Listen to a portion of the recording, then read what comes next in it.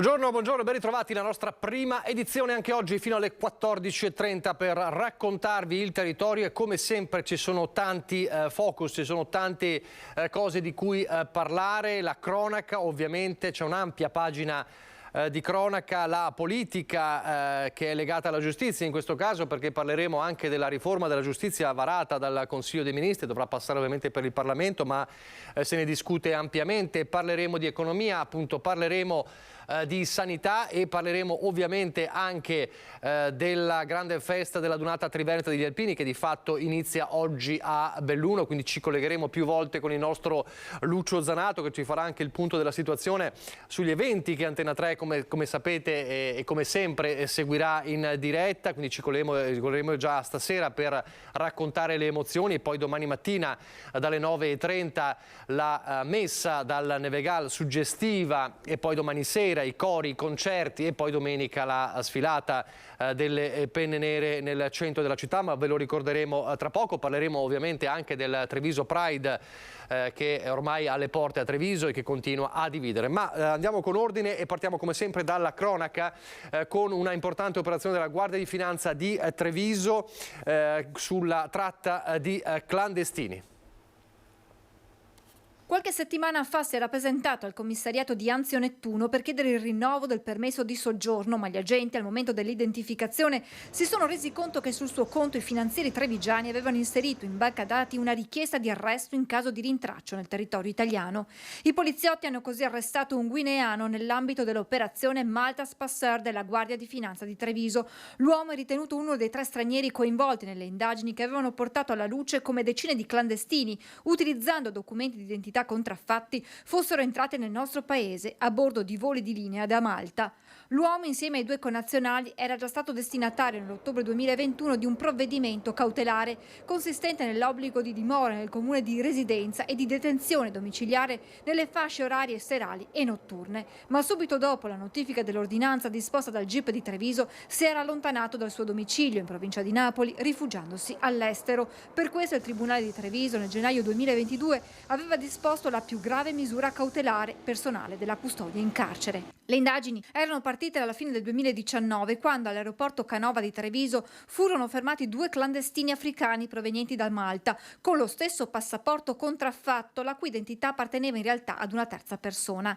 Grazie all'incrocio delle informazioni ottenute tramite le intercettazioni telefoniche, all'analisi delle liste passeggeri e delle prenotazioni di volo delle diverse compagnie aeree, alla consultazione delle banche dati del Ministero dell'Interno e all'esame dei conti correnti bancari degli indagati era stato ricostruito il collaudato sistema ideato dai 3 guineani per introdurre clandestinamente in Italia decine di immigrati africani, utilizzando sistematicamente Malta come scalo. Gli stranieri regolari, infatti, provenienti dal continente africano, prima di essere definitivamente trasferiti in Italia, venivano ospitati sull'isola dove alloggiavano temporaneamente. Successivamente, sfruttando documenti di identità contraffatti o intestati ad altri soggetti, i 3 facevano imbarcare gli immigrati a bordo di voli aerei con destinazioni agli aeroporti di Treviso, Roma, Bari, Torino, Orio al Serio, Napoli, Perugia, oltre che a bordo di traghetti diretti a Catania. La tariffa fissata per ciascun ingresso irregolare variava tra i 450 e i 700 euro a clandestino. Durante le indagini finanziarie avevano scoperto come il ricercato in provincia di Napoli fosse in possesso di diversi documenti di identità e passaporti utilizzati per favorire l'ingresso in Italia dei clandestini. L'esame di questo materiale e l'analisi del contenuto delle chat sul cellulare hanno permesso di ricostruire un numero ben più alto di clandestini introdotti in Italia, circa altre 200 persone. Ancora la Guardia di Finanza, ma stavolta quella di Venezia, che ha denunciato, pensate, 54 persone di nazionalità ucraina, serba, ceca, ungherese, russa e israeliana che attraverso 14 società in Scozia, Ucraina, Isole Marshall, Serbia, Estonia, Inghilterra, Svizzera, Germania, Repubblica Ceca, Israele e Ungheria mettevano a segno truffe seriali ai danni di cittadini italiani, tantissimi anche nel Triveneto. Per questo è stato richiesto il sequestro preventivo di quasi 5,5 milioni di euro, frutto dei raggiri. Le fiamme gialle sono partite partite dalle segnalazioni di operazioni sospette che utilizzavano sistemi di pagamento e piattaforme informatiche create ad hoc per scoprire una vasta rete criminale internazionale specializzata nelle truffe seriali online nel settore del foreign exchange, il mercato valutario internazionale non regolamentato. Quindi importante operazione, vasta operazione della Guardia di Finanza di Venezia. A Padova invece continua a far scalpore il caso della presidente della Onlus Team for Children, accusata di aver sottratto dei fondi destinati ai bambini malati e che adesso rischia il processo. Chiara Girello Azzena, la fondatrice e presidente della Onlus Team for Children, che raccoglie fondi per i bambini dell'oncoematologia pediatrica, rischia il processo. Il pubblico ministero Sergio Dini ha chiesto il rinvio a giudizio nell'ambito dell'indagine che la vede accusata di aver utilizzato per spese personali 187.000 euro destinati invece proprio ai piccoli pazienti oncologici. Girello Azzena, accusata di appropriazione indebita e truffa ai danni dell'INPS, si è sempre proclamata innocente ed è rimasta alla guida della Onlus. Il prossimo 28 settembre dovrà comparire davanti al giudice per l'udienza preliminare. L'indagine è partita dopo un esposto in procura. I soldi che la donna avrebbe utilizzato risalgono a donazioni o a vendita di gadget benefici avvenute tra il marzo e il settembre del 2020. Soldi spesi per rimborsi spese, viaggi o spese alimentari, che però dice di aver destinato a famiglie bisognose. Alla 64enne viene contestata anche una truffa ai danni dell'INPS.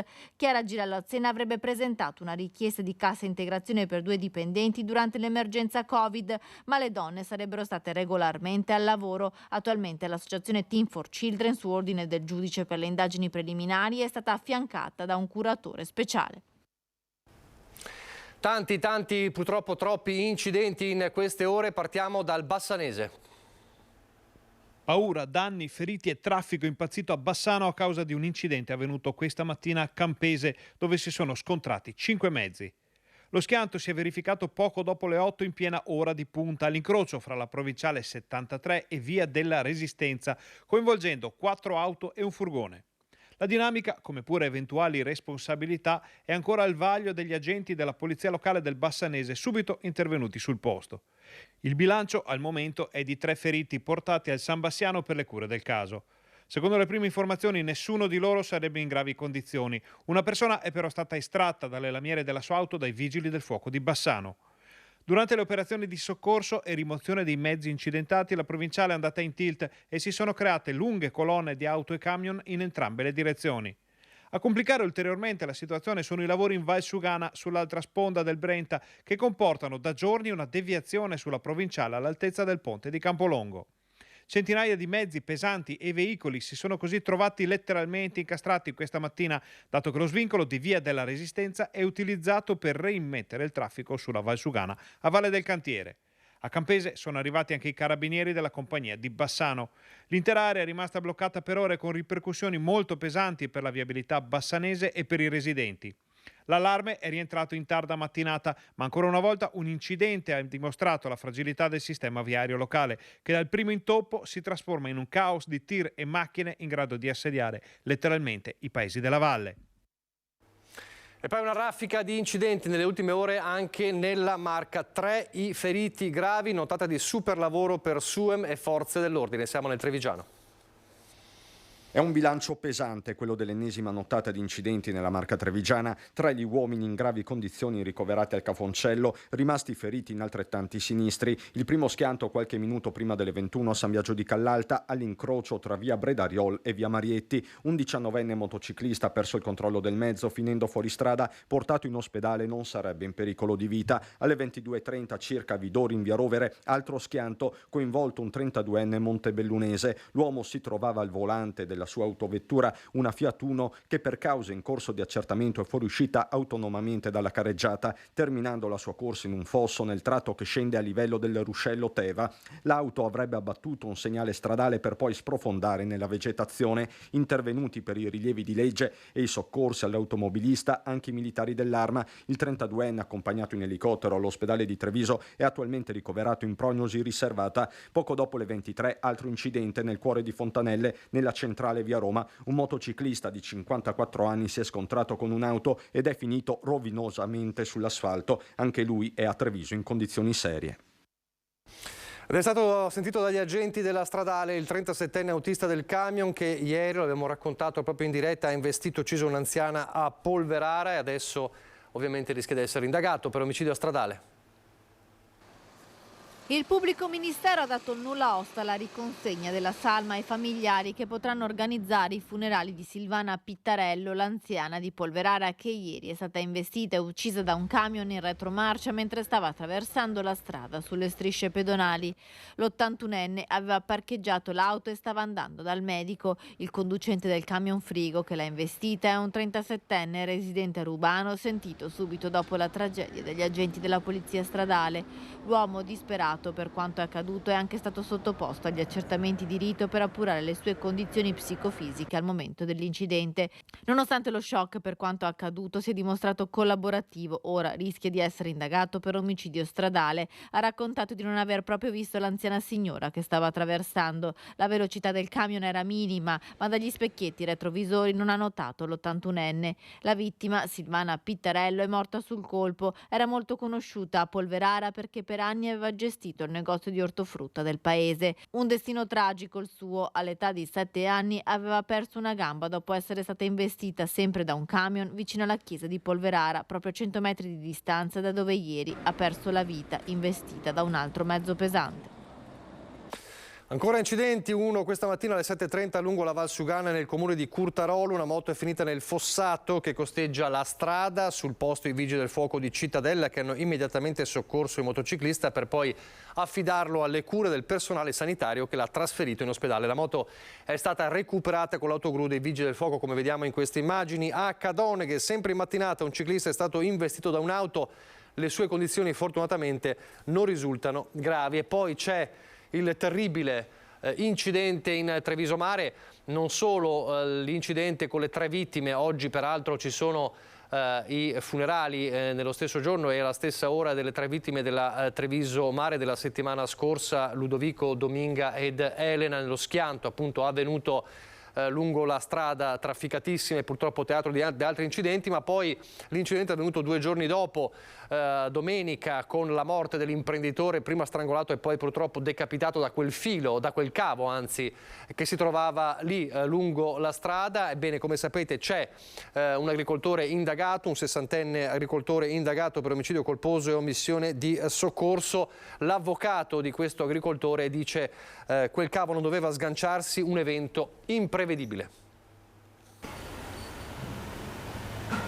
Questo è il macchinario dal quale si è staccato il cavo che ha strangolato, uccidendolo, Gastone Feltrin, l'imprenditore 64enne di Vaglio, morto domenica pomeriggio sulla Treviso Mare mentre era in sella alla sua motocicletta. L'uomo si è ritrovato il filo all'altezza del collo e non ha avuto alcuno scampo. Una fine atroce, assurda, per la quale si trova ora indagato un agricoltore 60enne della zona. Omicidio colposo e omissione di soccorso le ipotesi di reato. Era lui alla guida del trattore su cui si trovavano installate le 6 bobine, ognuna con un cavo di nylon da 1000 metri. Questo è un macchinario che viene impiegato nella coltivazione delle vite e serve a legare, diciamo, in quota le viti, ma in realtà sono delle bobine che si svolgono in successione e qualora, come in questo caso, accidentalmente avvenga questa disvolgitura, o come altrimenti si dice, in realtà il filo sta per terra, non è mai in quota. Un'anomalia quindi sulla quale occorrerà fare piena luce con l'agricoltore che non si sarebbe accorto di nulla finché un automobilista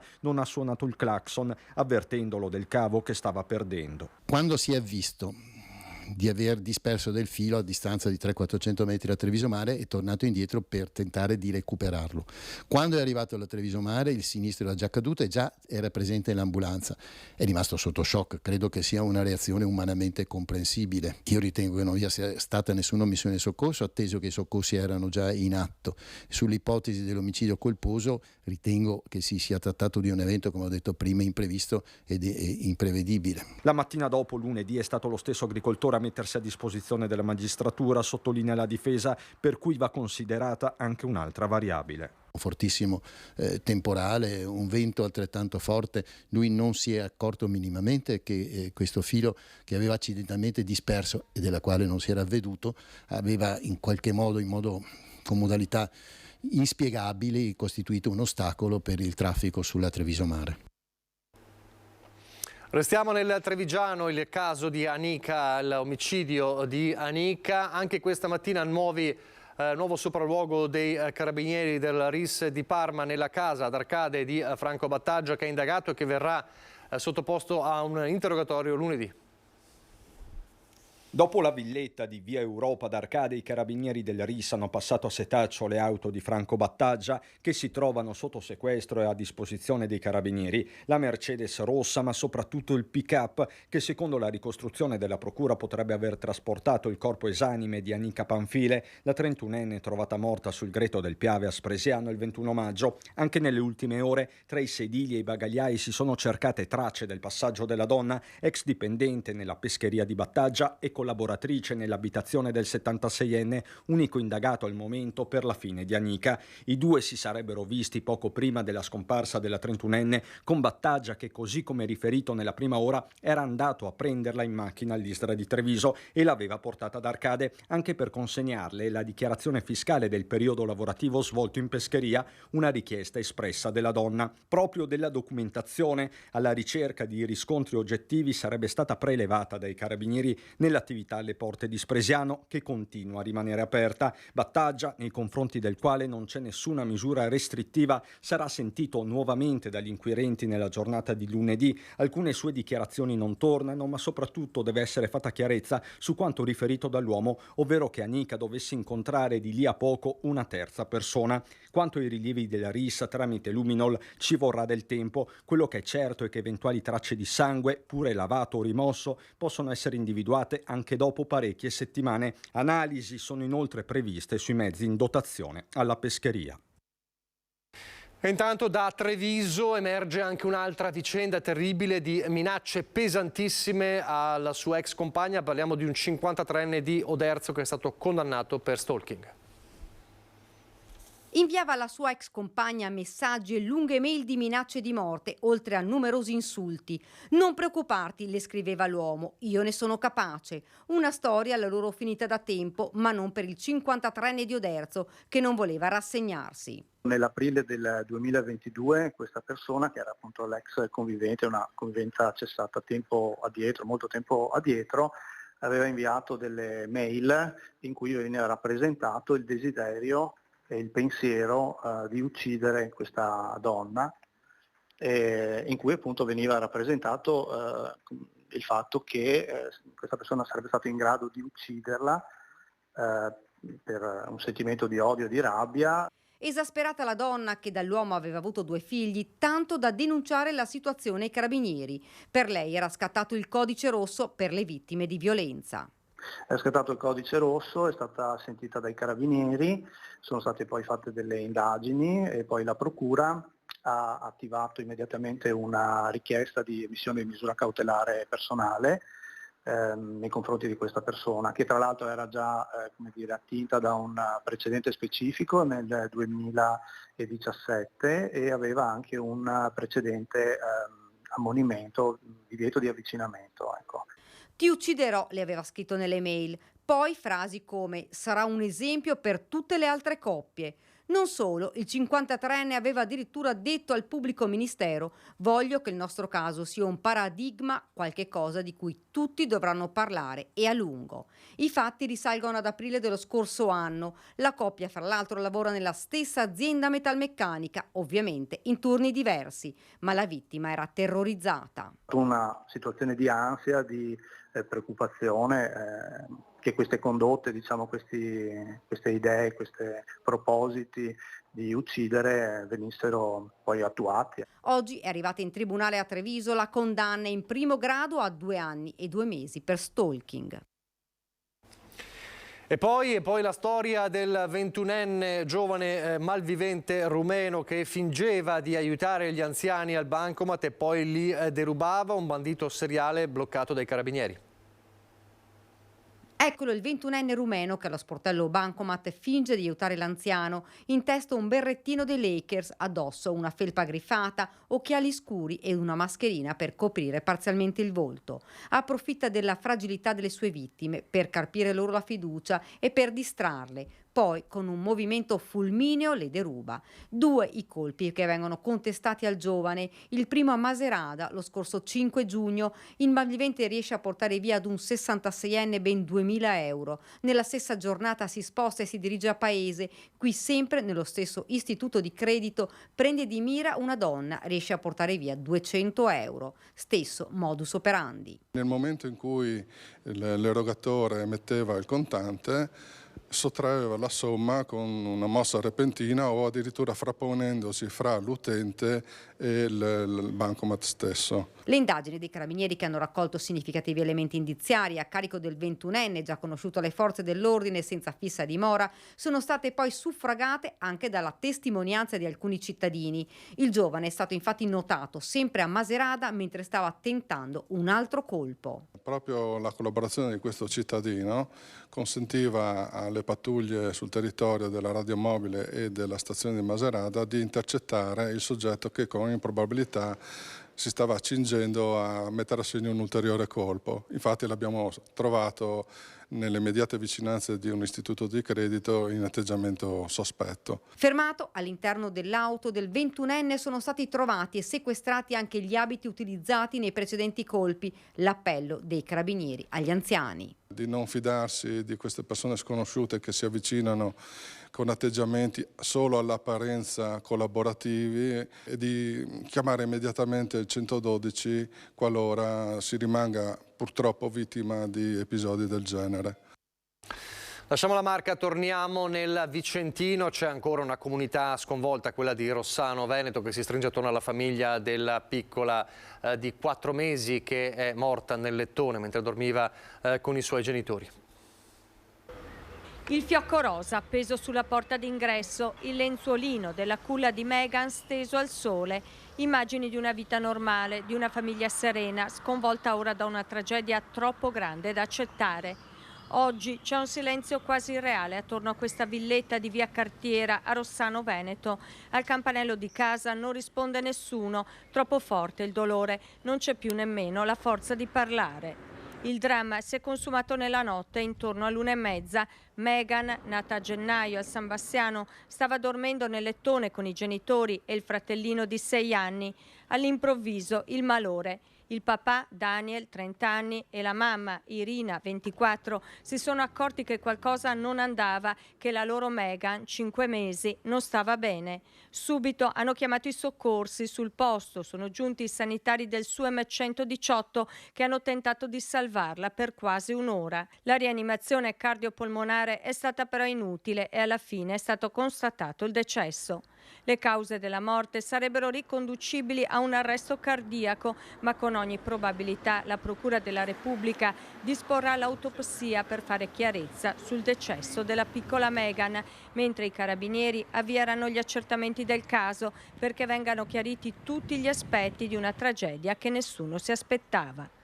Un dolore immenso per la famiglia Neculai, che prima di trasferirsi nel 2020 a Rossano Veneto viveva a Tezze sul Brenta. La notizia della tragica scomparsa della bambina si è diffusa rapidamente in paese, destando grande sconcerto. È una tragedia immensa, è un dolore che non potrà che non lasciare cicatrici. E siamo vicini alla famiglia per qualsiasi cosa abbiano bisogno e prego anche la nostra comunità, che si è sempre dimostrata generosa e attenta, di essere vicini a questi giovanissimi genitori. Abbiamo parlato di tanti incidenti in apertura di questa prima edizione. Un incidente fatale fu quello che uccise il povero Davide Rebellin. Abbiamo raccontato a lungo la tragica fine di questo campione. Oggi invece si guarda con un sorriso alla memoria di Rebellin, perché a Lonigo viene inaugurata una pista ciclopedonale dedicata proprio a lui. Ci colleghiamo con la nostra Luisa Bertini, proprio sul luogo. Luisa.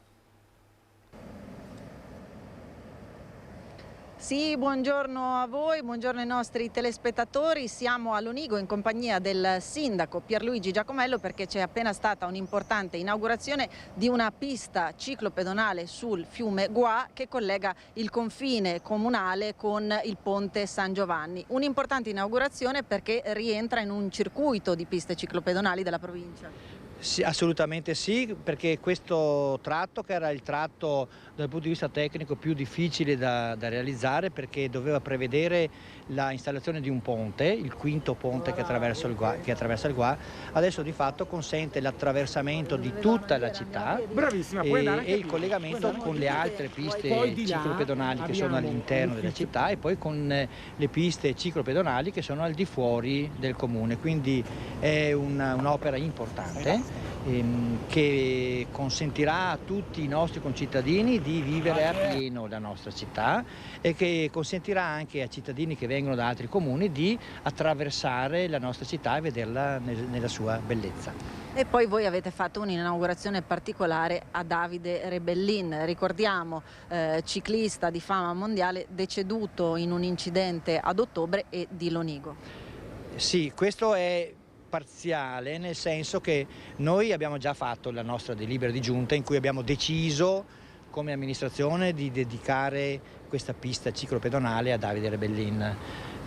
L'avevo promesso e lo manteniamo e stiamo aspettando dal punto di vista formale l'ok e l'autorizzazione da parte della prefettura. Non appena arriverà noi faremo un'altra inaugurazione e questa sarà una inaugurazione che faremo assieme a tutte le associazioni ciclistiche e di Lonigo e delle vicinanze, quindi riempiremo questa pista ciclopedonale di ragazzi e ragazzini con la bicicletta, così come piaceva tanto a Davide Rebellin. Ecco, io ringrazio il sindaco di Lonigo e restituisco a voi la linea allo studio. Grazie a Luisa Bertini. Adesso noi lasciamo per un attimo la cronaca, ci torneremo fra poco, torniamo a parlare di sanità. Ieri è stata una giornata di mobilitazione in tutta Italia e anche in Veneto per la sanità pubblica contro quella che viene definita una pericolosa deriva verso la privatizzazione.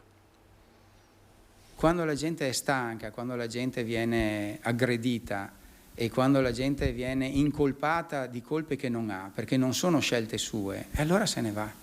Questo è quello che accade. Sono stanchi medici, sanitari e le associazioni che hanno organizzato manifestazioni e sit-in in 39 città italiane per difendere la sanità pubblica. A Roma, davanti al Ministero dell'Economia e Finanze, lo slogan "Vi siete già dimenticati di noi? Salviamo la sanità pubblica". Da Conegliano, il segretario aziendale dell'Associazione Medici Dirigenti dell'ULSS 2 mette in guardia sui pericoli derivanti dalla mancanza di fondi e di personale. Se il personale è carente, alla fine tu puoi fare qualcosa in più, ma non puoi fare tutto. Allora andrebbe più che altro strutturato dall'inizio sulla appropriatezza delle richieste e sulla appropriatezza della distribuzione delle risorse. Ma se le risorse mancano, puoi essere geniale finché vuoi, ma il problema comunque non lo risolvi. Medici e infermieri che, nel caso dell'ospedale di Conegliano, sono spesso costretti a svolgere anche compiti per i quali non sono specializzati, operando in urgenza e in carenza di risorse umane e strutturali che vanno ad incidere sulla qualità e sulla sicurezza delle prestazioni svolte. Mancando proprio il personale specialistico in alcune specialità, ti viene chiesto di in qualche modo tamponare, ma anche questo non è corretto. Tu hai una tua professione, hai una tua specializzazione e quello devi fare, quello sei abilitato a fare, il resto è esercizio abusivo della professione. Bene lo stanziamento da parte della Regione di 5 milioni di euro all'ULSS 2 per le prestazioni aggiuntive, commenta il sindacato, ma gli obiettivi devono essere realizzabili. Difficile, a loro dire, che possano azzerarsi le liste d'attesa entro l'anno. Dai medici, dunque, il grido d'allarme e la richiesta di essere ascoltati dalle dirigenze.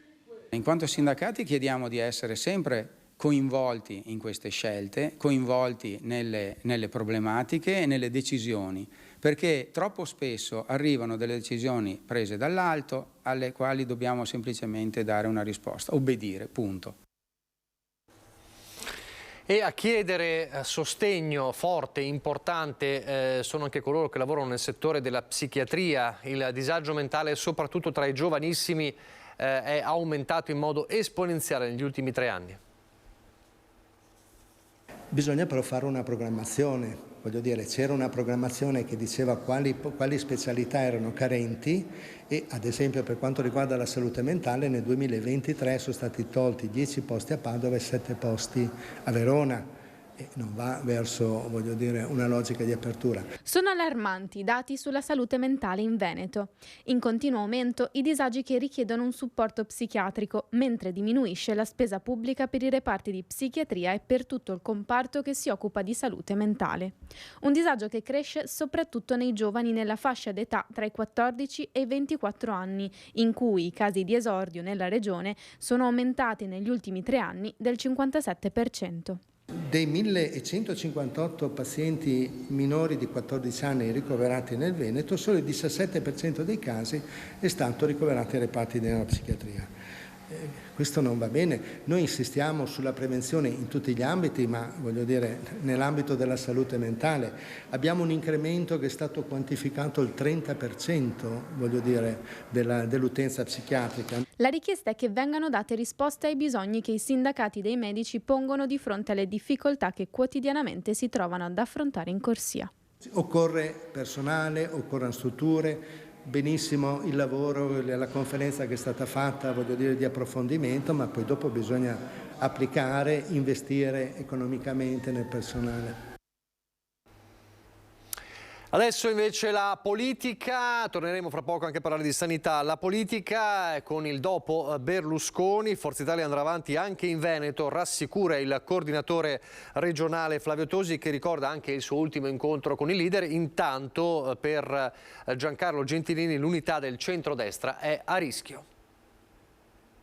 Sarà la famiglia a dover decidere cosa sarà di Forza Italia, ma non perché il simbolo com'è nei fatti appartiene alla famiglia, ma perché per chiunque Forza Italia vuol dire Berlusconi, Berlusconi vuol dire Forza Italia. E quindi sarà la famiglia Berlusconi insieme ad Antonio Tajani, che è il coordinatore nazionale scelto da Berlusconi, a dover decidere come proseguire. Io sono convinto di una cosa, che si proseguirà senz'altro. Una storia che non finisce qui, dice Flavio Tosi, da marzo coordinatore regionale degli Azzurri in Veneto. Con Berlusconi, ricorda, aveva affrontato il nodo dell'autonomia e stava riorganizzando la macchina del partito. L'ultima volta che ci siamo visti e anche sentiti, non molte settimane fa, da lui, ovviamente a Villa San Martino, si parlava del coordinamento regionale, che poi appunto, come sapete, sono diventato coordinatore regionale, e mi ha rimproverato per la barba. Purtroppo la faccio non spesso. Quello che mi disse è che da me si aspettava che io costruissi una sezione, quindi un gruppo di persone per Forza Italia in ogni comune del Veneto, che è l'incarico che mi sono assunto volentieri e a maggior ragione adesso doverosamente porto avanti. Ora c'è il tema della leadership, con un pezzo di Forza Italia che guarda Marina Berlusconi, ma ogni nome forse è prematuro. Lo stesso Cavaliere non aveva preclusioni. Ha sempre parlato bene di Matteo Renzi e ha sempre lasciato aperta la porta aperta di Forza Italia a Matteo Renzi. Chiaro che le sorti di Forza Italia siano legate a quelle del centrodestra. Berlusconi univa le due anime, leghista e meloniana. Giancarlo Gentilini non ha dubbi. Berlusconi era l'unico trade union e adesso ci sono due concorrenti che non hanno più quello che intrecciava i loro rapporti. Questo sarà un salto nel buio per la nostra civiltà. Senza la mediazione di Berlusconi credo che ci sia una grande difficoltà di andare d'accordo. Hai capito? Nella vita ci vuole solo uno che comandi. E intanto la presidenza del partito va a Tajani, che sarà reggente per un anno. Oggi è in programma proprio una conferenza stampa a Roma per parlare del futuro di Forza Italia. Dalla politica nazionale, dal futuro della politica nazionale per Forza Italia, alla politica locale con i grandi problemi anche quotidiani. Uno in particolare viene da Selvazzano Dentro, dove il comune rischia il commissariamento. Sentite perché.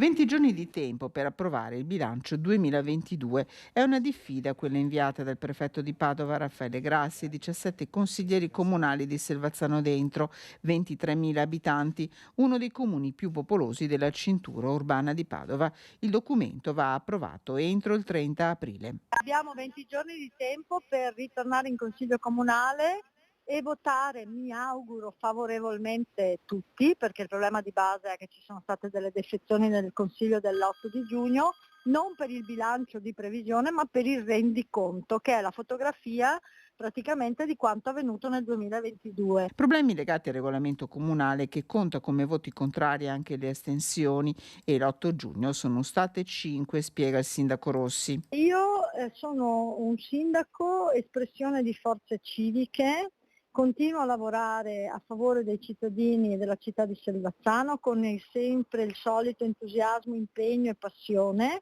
Ho come la sensazione che ci siano dei giochetti, Selvazzano va alle elezioni l'anno prossimo, per cui insomma si è probabilmente aperta prima del tempo la campagna elettorale. Se entro i primi di luglio, scadenza dei 20 giorni, il bilancio non sarà approvato, il comune sarà commissariato. Già da adesso alcuni lavori, come quelli di manutenzione delle scuole o l'animazione prevista per l'estate, sono fermi, spiega il primo cittadino. Io veramente faccio un appello, se è possibile, al buon senso e all'amore che tutti diciamo di avere per la nostra città, che veramente questo rendiconto venga votato e che partano tutti i lavori che abbiamo in mente di fare. Adesso andiamo a Venezia in attesa di collegarci con Anna Maria Parisi, che si trova all'aeroporto di Tessera perché sta per arrivare, insomma è previsto l'arrivo di la salma di Anna Tuzzato, la giovane di Fiesso d'Artico morta nel tragico rogo di Bruxelles. Parliamo però proprio dell'aeroporto nel prossimo servizio, perché il gruppo Terra e Acqua in Comune di Venezia ha presentato le sue osservazioni al progetto di raddoppio dello scalo. Siamo al terzo ampliamento del Marco Polo, è vero che questo è l'aeroporto del nord-est, ma è anche vero che la motivazione di viaggio principale per chi arriva dall'estero sarà visitare Venezia. Venezia che è già ai limiti di saturazione e sicuramente non può permettersi dei flussi ulteriori. Persino il Veneto, nella promozione turistica ufficiale della regione, non si chiama Veneto, si chiama The Land of Venice, la terra di Venezia. E secondo Terra e Acqua è difficile pensare che il raddoppio di passeggeri che seguirà l'ampliamento dell'aeroporto Marco Polo, dove 3 voli su 4 sono di compagnie a basso costo, non finirà col concentrarsi per la maggior parte in queste calli e fondamenta già intasate. Tutto ciò che ne consegue, secondo il gruppo Terra e Acqua, è contenuto nelle osservazioni al master plan del Marco Polo. Molto ondoso, conseguente all'aumento del numero di passeggeri, ne preoccupa perché dalla Darsena al Marco Polo già partono troppi mezzi acqua e corrono troppo. Seconda criticità, dal nostro punto di vista, è l'aumento di posti auto nei parcheggi, che è una contraddizione in termini, perché questo master plan doveva puntare a una decarbonizzazione e allora non si capisce perché i posti auto nei parcheggi aumenterebbero da 7.000 a 10.000 circa. Altra criticità per Terra e Acqua è la sicurezza in aeroporto. Attualmente ci sono circa 300 addetti, il settore è già sotto organico e dovrebbe invece essere raddoppiato in occasione dell'ampliamento della struttura. Nel 2019, l'anno prima del Covid, al Marco Polo c'erano stati più di 11 milioni e mezzo di passeggeri. La previsione è di portarne quasi 21 milioni entro il 2037. Purtroppo la carenza dei lavoratori è dovuta al fatto che le paghe sono veramente basse. Non c'è un incentivo e per le qualifiche che abbiamo e per tutti i titoli che dobbiamo avere, non viene riconosciuta la nostra professionalità, mentre in aeroporti grandi, uguali o similari a Venezia, viene riconosciuta questa professionalità. Allora restiamo all'aeroporto di Tessera, ma per parlare di tutt'altro ci colleghiamo, la vedo via Skype con la nostra Anna Maria Parisi. Dovrebbe arrivare a breve la salma di Anna Tuzzato, diretta poi a Fiesso d'Artico. Anna Maria. Sì, confermo Nicola, dovrebbe arrivare intorno alle 12:45 con un cargo da Bruxelles, con un volo della Bruxelles Airlines, direttamente qui dove ci troviamo noi, nell'area cargo dello scalo aeroportuale Marco Polo, dove si trova la torre di controllo nuova. Per intenderci, alle nostre spalle, come vedi, c'è la pista chiaramente ancora vuota, vediamo che tanti gli aerei che atterrano e decollano, e noi insieme ad altri colleghi giornalisti stiamo attendendo appunto l'arrivo dell'aereo da Bruxelles della salma di Anna Tuzzato, 29 anni, lo ricorderete, di Fiesso d'Artico, morta in seguito alle esalazioni del rogo sviluppatosi nella sua casa di Bruxelles il fine settimana scorso, nella notte tra venerdì e sabato scorso. E domani tra l'altro si terranno i funerali alle 15 nella sua Fiesso d'Artico. con noi, ma dall'altra parte dove c'è il cargo merci è appena arrivata, ci dicono anche la famiglia, ma non l'abbiamo vista essendo noi qui in attesa dell'arrivo dell'aereo. Come eventualmente avremo notizie e novità, come arriverà l'aereo, vi chiederemo nuovamente la linea. Nel frattempo ringraziamo Save e la Polaria che ci hanno permesso di sostare qui. La linea a te, Nicola. Grazie ad Anna Maria a Parisi, quindi a brevissimo l'arrivo della salma della povera Anna Tuzzato e domani, come diceva Anna Maria, i funerali a Fiesso d'Artico. Adesso cambiamo argomento dal dramma al sorriso, perché è iniziata la festa della Dunata Triveneto degli Alpini a Belluno e chi se non il nostro Lucio Zanato insieme a Nicoletta Rizzetto ci può raccontare un po' quello che accade nelle prossime ore e anche quello che Antena 3 seguirà poi in diretta in questo weekend. A te Lucio, buongiorno, immerso nel verde. Buongiorno Nicola, buongiorno ai telespettatori di Antena 3. Intanto vi faccio vedere una splendida visione di una giornata meravigliosa delle Dolomiti bellunesi. Ci siamo spostati a Sedico con il presidente della sezione alpini di Belluno, Lino De Pra. Perché, presidente? Qui oggi alle 3 c'è il primo atto ufficiale di fatto. Sì, oggi c'è l'apertura del museo storico del 7° Reggimento Alpini qui a Villa Pat e pertanto cominciano le celebrazioni delle nostre 3 giorni del raduno triveneto di protezione del terzo raggruppamento. Sì, poi c'è la protezione civile che comincia con l'inaugurazione del pomeriggio che abbiamo già raccontato vicino alla vostra sede, sì, per far vedere appunto l'operatività degli alpini nel soccorso agli altri.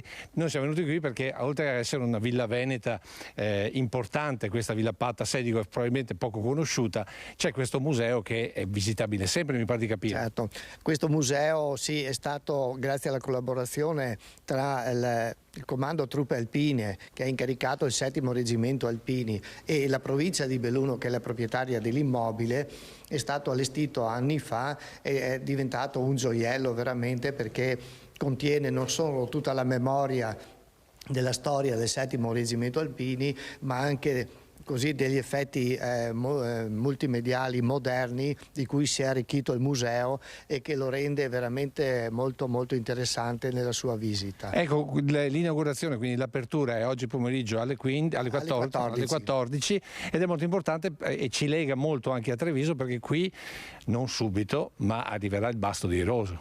Sì, è una cerimonia che verrà fatta domani pomeriggio alle 15:30 alla caserma del 7° Reggimento Alpini, dove la sezione di Vittorio Veneto, che ha all'interno quello che è il comparto dei muli storici, diciamo, del 7° Reggimento Alpini, donerà alla caserma del 7° il basto di Roso, che poi verrà trasportato qui al museo per essere conservato come storia di un alpino mulo che ha fatto il suo servizio per conto del 7° Reggimento Alpini. Ed è per questo che noi abbiamo fatto questo primo collegamento, poi ne faremo un altro verso le 14 in centro a Belluno per farvi assaggiare un po' dell'atmosfera che già si vive in centro alla città, perché qui secondo me è un passaggio, indipendentemente dal terzo raggruppamento, indipendentemente dalla Dunata Triveneta, indipendentemente da tutto, va fatto. Sedico a 2 passi dalla Marca Trevigiana e non solo, un giro qui va fatto assolutamente, perché, come ripeto, è un posto bellissimo. Nicoletta, fai vedere questa parte, diciamo, della Villa Veneta, insomma, che ci ricorda i fasti della Serenissima, ma va fatto perché qui c'è un museo tutto da vedere e tutto da capire, nel senso che qui si capisce il vero sentimento alpino nel corso dei secoli e soprattutto nel corso delle varie vicissitudini che hanno caratterizzato le truppe alpine. Presidente, allora diamo velocemente degli appuntamenti, perché sì, abbiamo detto alle 14 l'apertura qui, di Villa Pat, poi sì, invece alle 15, alle 17 al Parco Città di Bologna in centro a Belluno ci sarà l'apertura della cittadella della protezione civile e dei campi scuola dei nostri ragazzi, quindi anche quella sarà una cerimonia molto significativa per la conoscenza che diamo alla popolazione e non solo, e soprattutto ai giovani, di quello che è l'attività importante che viene fatta dalla protezione civile dei campi scuola all'interno dell'Ana nazionale. E poi questa sera in Teatro Comunale? Stasera al Teatro Comunale ci sarà lo spettacolo rappresentazione teatrale dal titolo Il corpo e l'anima, dove appunto si riparlerà ancora di storia degli alpini, di soccorso, di solidarietà, di emozioni, diciamo, che gli alpini hanno vissuto nelle varie calamità, nelle varie emergenze. Ecco, vi dico solo che sarà una sorta di tombola della storia, non dico di più perché questa sera ve la racconteremo meglio insieme anche al regista, perché avremo un collegamento proprio fuori dal Teatro Comunale, però c'è una cosa che noi possiamo dire, che il Presidente sarà e farà parte, quindi canterà nel coro. No, questo non si dice, è una sorpresa. Va bene, detto questo, Nicola, se non ci sono domande, io visto ti che ci restituisco sei, la linea, Lucio, no, solo una cosa, visto che ci sei, aggiorniamo i telespettatori anche degli appuntamenti delle nostre dirette. Allora, questa sera poi noi racconteremo ancora nel nostro telegiornale questa serata. Poi domani mattina, cosa succede domani mattina? Dalle 9:30 in diretta. Allora se mi dai ancora qualche minuto, certo, vi racconto tutto, pensavo che fosse già finito il tempo. Allora, Presidente, poi noi domani mattina ci rivediamo al Nevegal. Certo, domani mattina di buon'ora saremo su al Nevegal, all'Alpe del Nevegal, dove arriveranno dalla mattinata a partire dalle 9 fino alle 9:30 i nostri ciclisti alpini o non alpini che vogliono far parte di questa iniziativa nostra. E noi saremo in diretta dalle 9:30, attenzione. Benissimo. Noi vogliamo sottolineare la terza edizione della Ciclabile del Ricordo, che è un prologo poi all'alzabandiera, alla sfilata e a quella che sarà la cerimonia della Santa Messa dentro il santuario della Beata Vergine. Ecco, allora giusto per capirsi, alle 9:30 a Rete Unificata, Rete Veneta Antena 3, vedremo insieme sia l'arrivo di questi ciclisti, poi ci sposteremo nel piazzale un po' più sotto dove ci sarà l'alzabandiera, poi ci sarà la fanfara. Certo, poi... c'è la fanfara che ci accompagna, arriveremo al santuario. Tutto in diretta, Ci disporremo per la Santa Messa celebrata da Monsignor Marangoni, vescovo di Belluno, poi ci sarà la benedizione di una corona che raggiungerà il Selcello del Col Visentin a quota 1760, perché lì chiaramente c'è la lapide dei nostri artiglieri di montagna. Ecco, questo per quanto riguarda il collegamento della mattina, quindi arriveremo sicuramente fino a mezzogiorno, quindi fino alle prime edizioni dei nostri telegiornali. Poi finito questo, il pomeriggio ci sono tutta un'altra serie di appuntamenti in città a Belluno, poi dalla sera, dopo i telegiornali, dopo i collegamenti per i TG, dalle 21 noi ci collegheremo di nuovo a Rete Unificate perché faremo la serata degli alpini. La grande festa degli alpini nelle piazze di Belluno. Però avremo una telecamera collegata costantemente con lo SPES. Con lo SPES Arena, dove ci sarà il grande concerto della fanfara della Brigata Alpina Cadore, atteso da tutti, e sarà veramente un'esplosione di gioia, di felicità, perché questa è l'emozione che suscita poi la fanfara della Brigata Alpina Cadore. Ecco, questo naturalmente lo seguiremo con una delle 3 telecamere che disporremo domani sera in giro per la città, perché le altre 2 invece andranno a sentire proprio il sentimento alpini, quindi andremo ad ascoltare la gente, gli alpini, vedremo anche i cori spontanei, nella speranza che verso le 11:30 magari riusciamo a riunire tutti davanti al Teatro Comunale e a fare come abbiamo fatto a Treviso, un unico grande coro proprio per questo terzo raggruppamento. Certamente, vi aspettiamo appunto perché tutte queste occasioni di festa, di amicizia che noi svilupperemo senz'altro nel migliore dei modi. E naturalmente tutto questo in preludio della domenica mattina, perché poi dalle 7:30 sempre Rete Unificate saremo in collegamento partendo dal punto di ammassamento che abbiamo raccontato ieri, e poi sfileremo per il Ponte degli Alpini, arriveremo invece a Piazza Martiri dove è allestito il palco delle autorità e dove noi ci ricollegheremo intorno alle 14, quindi più tardi, per farvi vedere anche quella parte di questo avvicinamento alla sfilata di domenica. A te. Grazie davvero Lucio Zanato, grazie anche al tuo ospite, insomma è un weekend come sempre con Antena 3 in prima linea per raccontare la festa degli alpini. A proposito degli alpini, parliamo del Ponte degli Alpini, il Ponte Vecchio di Bassano del Grappa, con l'inizio della pulizia del ponte, la nostra Sharon Di Carlo proprio sul grande monumento di Bassano. Buongiorno Sharon. Sì, buongiorno a tutti. Sono qui sul Ponte Vecchio a Bassano del Grappa in compagnia del vice sindaco Andrea Zonta. Buongiorno. Buongiorno a tutti. Da lunedì partiranno nuovi lavori di manutenzione. Ci racconti? Sì, diciamo che il Ponte degli Alpini tutti gli anni ha bisogno di una manutenzione, chiamiamola così, ordinaria, di pulizia, ma anche di controllo delle parti più soggette agli agenti atmosferici, che sono le parti lignee. Con lunedì partirà la pulizia e il restauro delle balaustre, il restauro da parte lignea, del colore, della vernice e anche una pulizia generale delle stesse. Mentre nel mese di luglio, quando si abbasserà un attimo il livello del fiume, andremo a fare lo stesso lavoro sempre sulle parti lignee, sui rostri che vanno verso l'acqua, cioè verso il fiume. E invece è stata programmata per il mese di settembre la pulizia dell'intradosso della copertura, pertanto pulizia delle ragnatele, dei corpi illuminanti e di tutto quanto ci dovesse essere polvere, fogliame che si deposita sulle travi, nonché pulizia del pavimento e stesura del protettivo che poi per il prossimo anno servirà a proteggere appunto il pavimento dagli agenti atmosferici, ma anche da agenti che atmosferici magari non sono.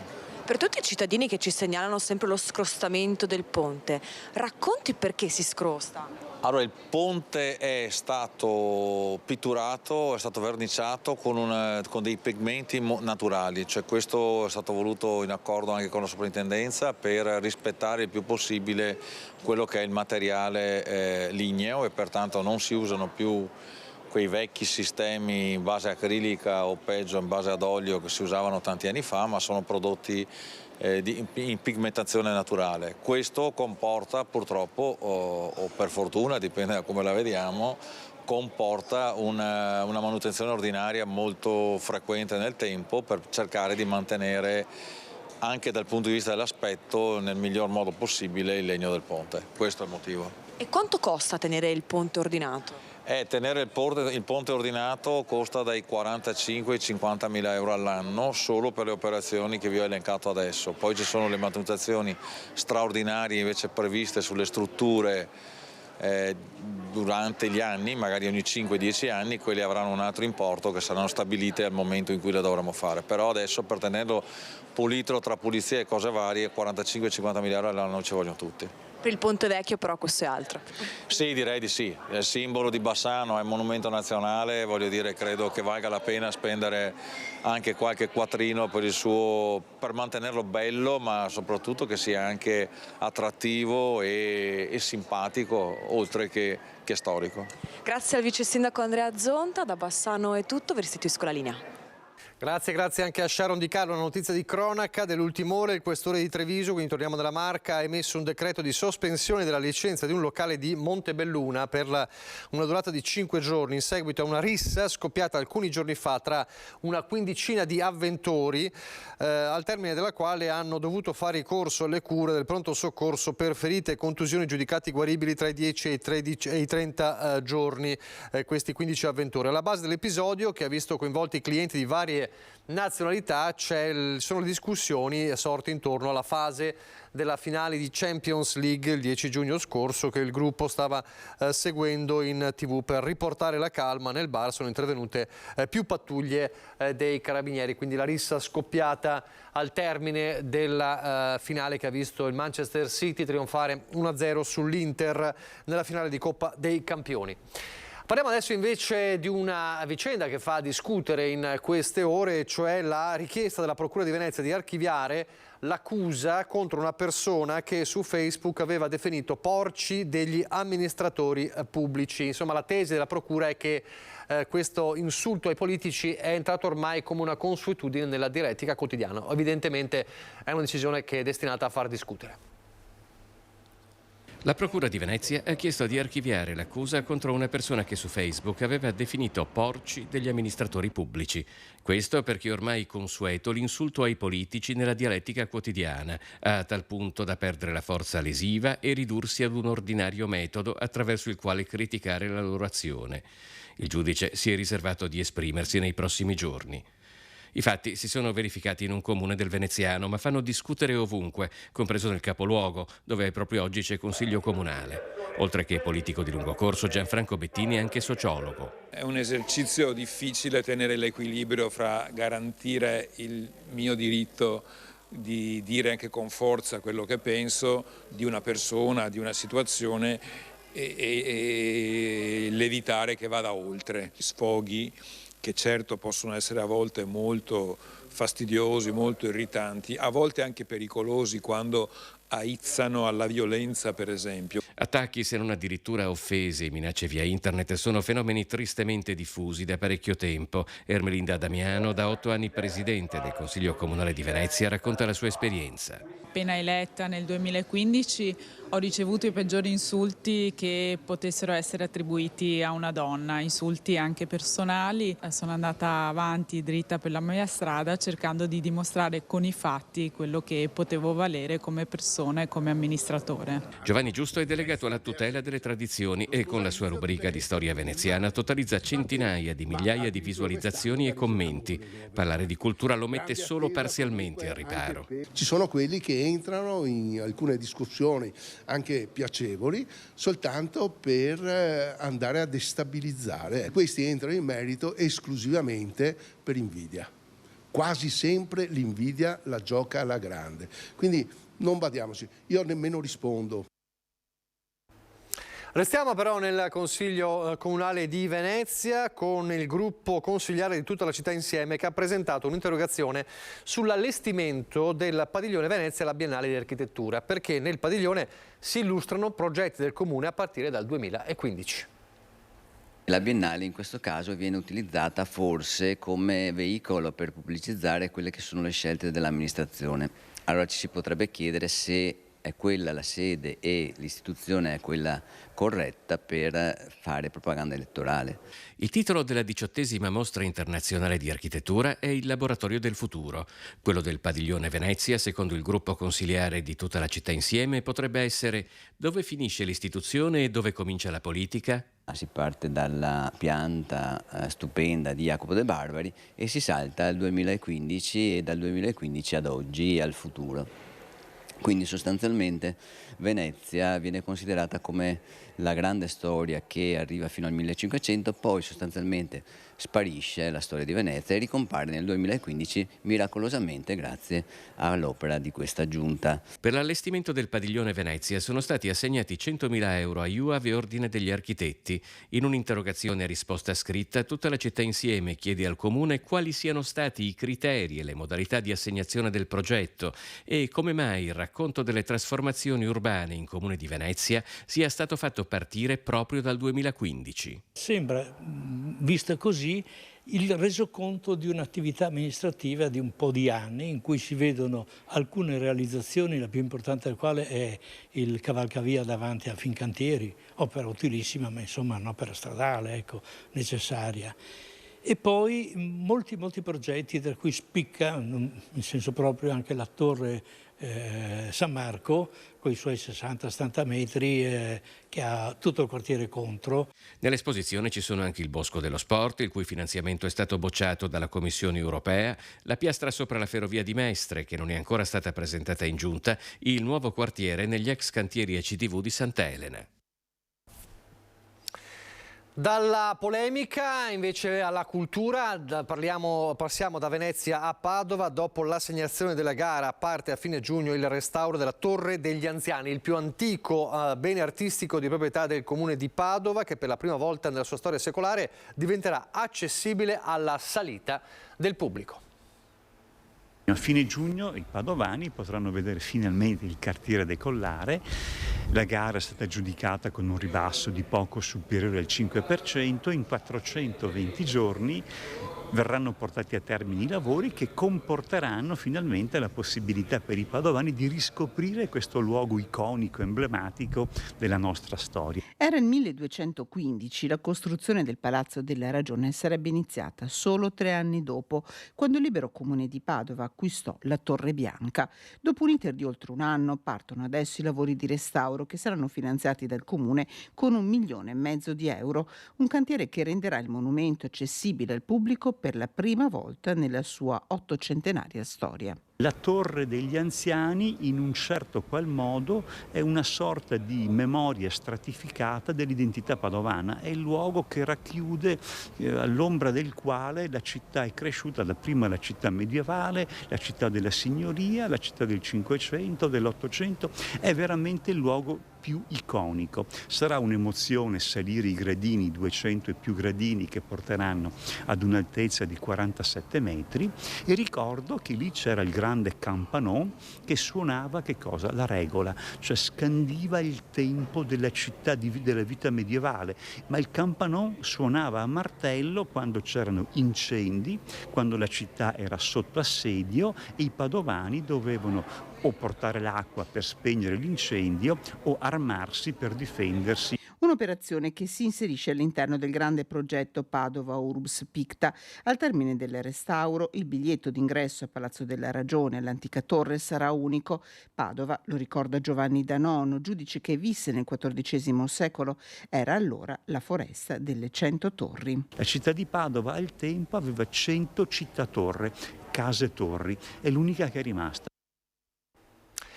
Adesso pochissimi istanti di pubblicità, poi al rientro ci sarà il primo spazio, come ogni venerdì, sarà dedicato all'ambiente, lo faremo con Andrea Ferrazzi che ci guiderà proprio nei suoi viaggi dedicati all'ambiente, transizione ecologica, insomma i temi davvero importantissimi per il nostro futuro anche a brevissimo termine. Allora, pochi istanti di pubblicità e parleremo di ghiacciai.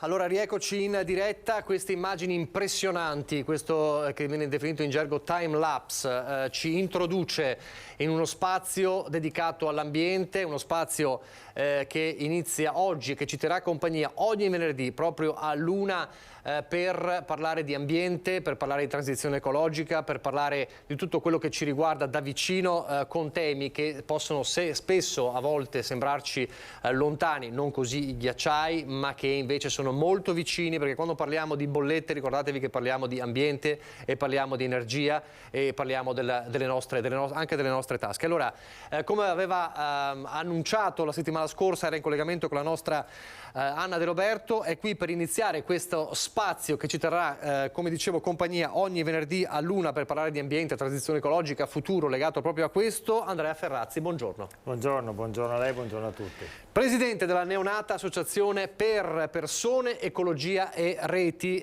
che ha iniziato questo viaggio proprio venerdì scorso, ha fatto un viaggio lungo l'arco alpino, per rendersi conto, insomma, per parlare con esperti di tante tematiche, i ghiacciai, la questione Vaia, anche il tema orsi. Ecco, allora di questo viaggio parleremo proprio nelle prime 3 puntate di questo spazio e iniziamo da quello che è un po' più impressionante da vedere. Lo abbiamo visto, i ghiacciai, anche perché fra pochi giorni ricorre anche il tragico anniversario della tragedia in Marmolada. Allora, Andrea Ferrazzi, ricordiamo il perché di questo viaggio lungo l'arco alpino. Ma ho voluto andare a vedere con i miei occhi lo stato dell'arco alpino. Perché l'arco alpino? Perché dall'arco alpino parte l'acqua. L'acqua è la base della nostra vita. Noi possiamo vivere, vede, senza oro giallo, no? Questo della mia fede è oro giallo. Certo, è bello averlo, possiamo anche vivere senza. Possiamo vivere anche senza l'oro nero, cioè il petrolio. Naturalmente c'è bisogno di una transizione ecologica, transizione energetica, transizione industriale. E però si può farlo e inesorabilmente arriveremo a quella destinazione nel corso di pochi anni. Però non possiamo vivere senza l'oro blu. Una persona senza acqua muore dopo pochi giorni, ma muore l'intero ecosistema naturale, ma non solamente, muore anche il sistema economico, perché vede, l'acqua ricopre il 70% della superficie del nostro globo, ma solamente il 3% di quell'acqua è acqua, non salata, acqua dolce, e solo l'1% è acqua potabile. Quindi noi stiamo parlando di un tesoro fondamentale per la vita di tutti noi. Dunque ho voluto compiere questo viaggio attraverso l'arco alpino, partendo appunto da Venezia e arrivando fino al monte più alto del nostro paese, cioè il Monte Bianco, incontrando persone, esperti e verificando lo stato delle cose. E poi lei, così anticipiamo anche qualche tema, lungo questo viaggio si è reso conto anche della situazione del post-Vaia. Sì, il primo passo che noi abbiamo voluto visitare insieme a questo con un giornalista e fotografo che mi ha seguito della rivista Motociclismo, e usciranno peraltro nel corso dei prossimi mesi proprio le 3 tappe che con ampi articoli racconteranno di questo. Siamo partiti dal passo Mangen, quel passo che collega la Valsugana al Cavalese, è uno dei passi che è stato colpito, innumerevoli passi, dalla tempesta Vaia nell'ottobre del 2018, che è stata una situazione devastante. E poi abbiamo incontrato il pomeriggio il direttore del Museo di Scienze Naturali di Trento, ed è stata veramente l'occasione, anche con esperti botanici del museo, con capi ricerca e via dicendo, di vedere il futuro dei nostri boschi, ma di questo poi parleremo nelle prossime puntate. E poi anche parleremo degli orsi, è un altro grande tema molto come dire... È stato interessante per esempio incontrarmi con il sindaco di Caldes, dove è stato ucciso il 5 di aprile quel giovane, Andrea Papi, di 26 anni, che stava correndo, è stato assalito dall'orso e purtroppo ha drammaticamente perso la vita. E sarà il tema del terzo episodio, del terzo spazio fra 2 venerdì. Allora, partiamo dai ghiacciai. Allora, noi abbiamo un po' di blocchi di immagini, lo dico anche alla regia, ringrazio Alessandro Granziera e Simone Mello, l'abbiamo già visti un po' di immagini proprio in questo momento. Allora, questo viaggio è iniziato da dove e cosa ha potuto toccare con mano da subito? Guardi, il viaggio dei ghiacciai è iniziato fondamentalmente dal Passo Gavia, che è uno dei passi più belli che abbiamo, è quasi a 2800 metri di altezza, è il confine, vicino al confine tra il Trentino Alto Adige e la Lombardia.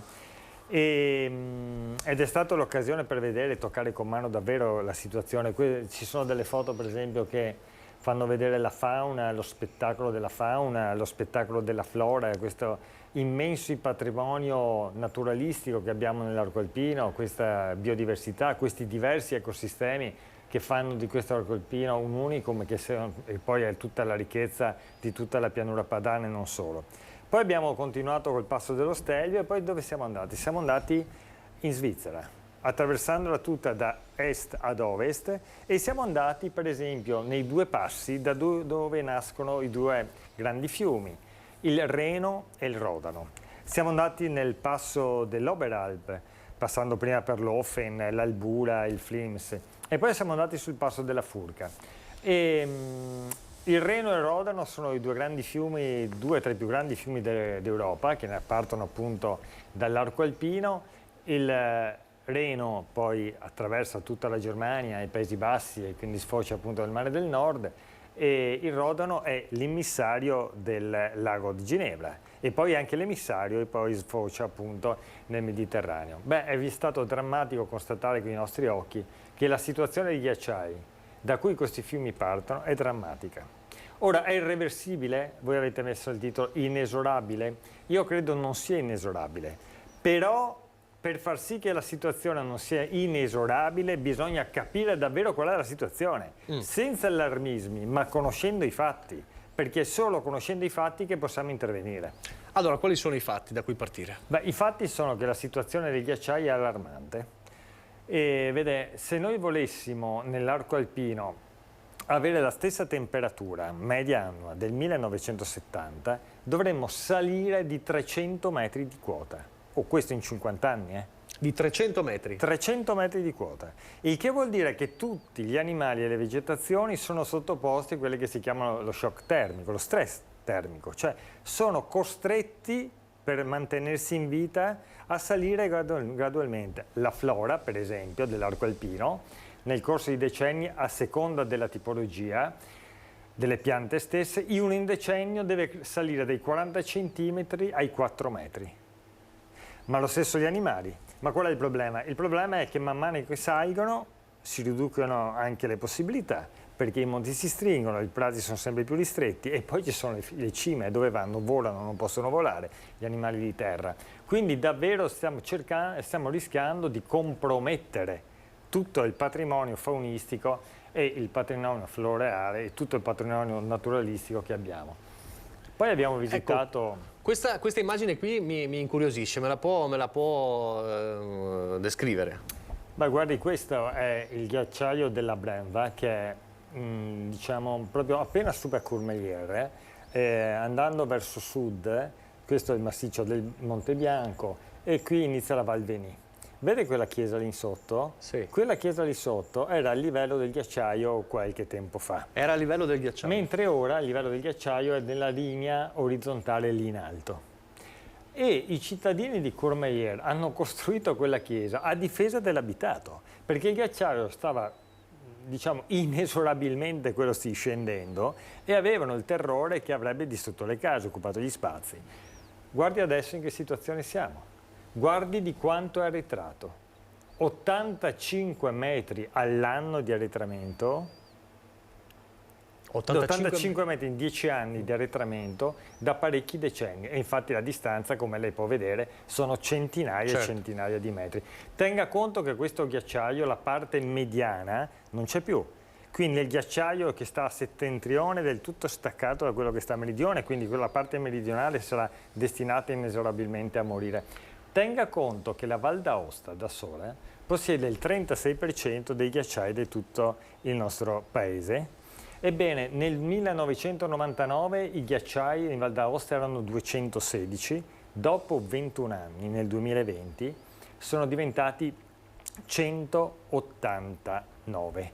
Quindi una riduzione di più di 30, anzi 184, con una riduzione di 32 ghiacciai in 20 anni. Lei capisce bene che questa è una cosa assolutamente allarmante. Per fare un altro esempio, solo il ghiacciaio del Tula perde ogni giorno per fusione l'equivalente di 5.800.000 litri d'acqua.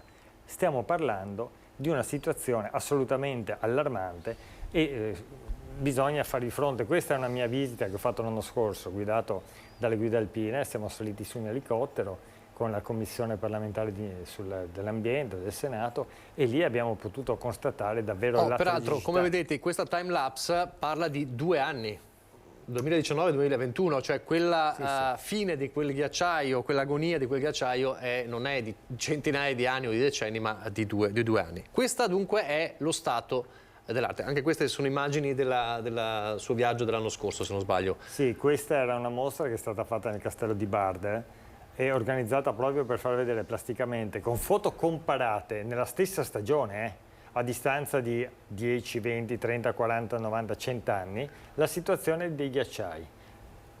La foto in alto rappresenta appunto la situazione che c'era qualche anno fa, qualche decennio fa, la foto in basso quella che c'è oggi. Allora, la situazione è questa, dunque di grande allarme. Viene da chiedersi cosa si può fare, perché lei dice non è inesorabile. Noi forse siamo pessimisti, però ecco, cosa si può fare perché non sia inesorabile? Non bisogna essere né allarmisti e né dall'altra parte però nascondere la testa sotto la sabbia. Bisogna capire che questa è la situazione e quindi bisogna intervenire. Bisogna intervenire su 2 direzioni.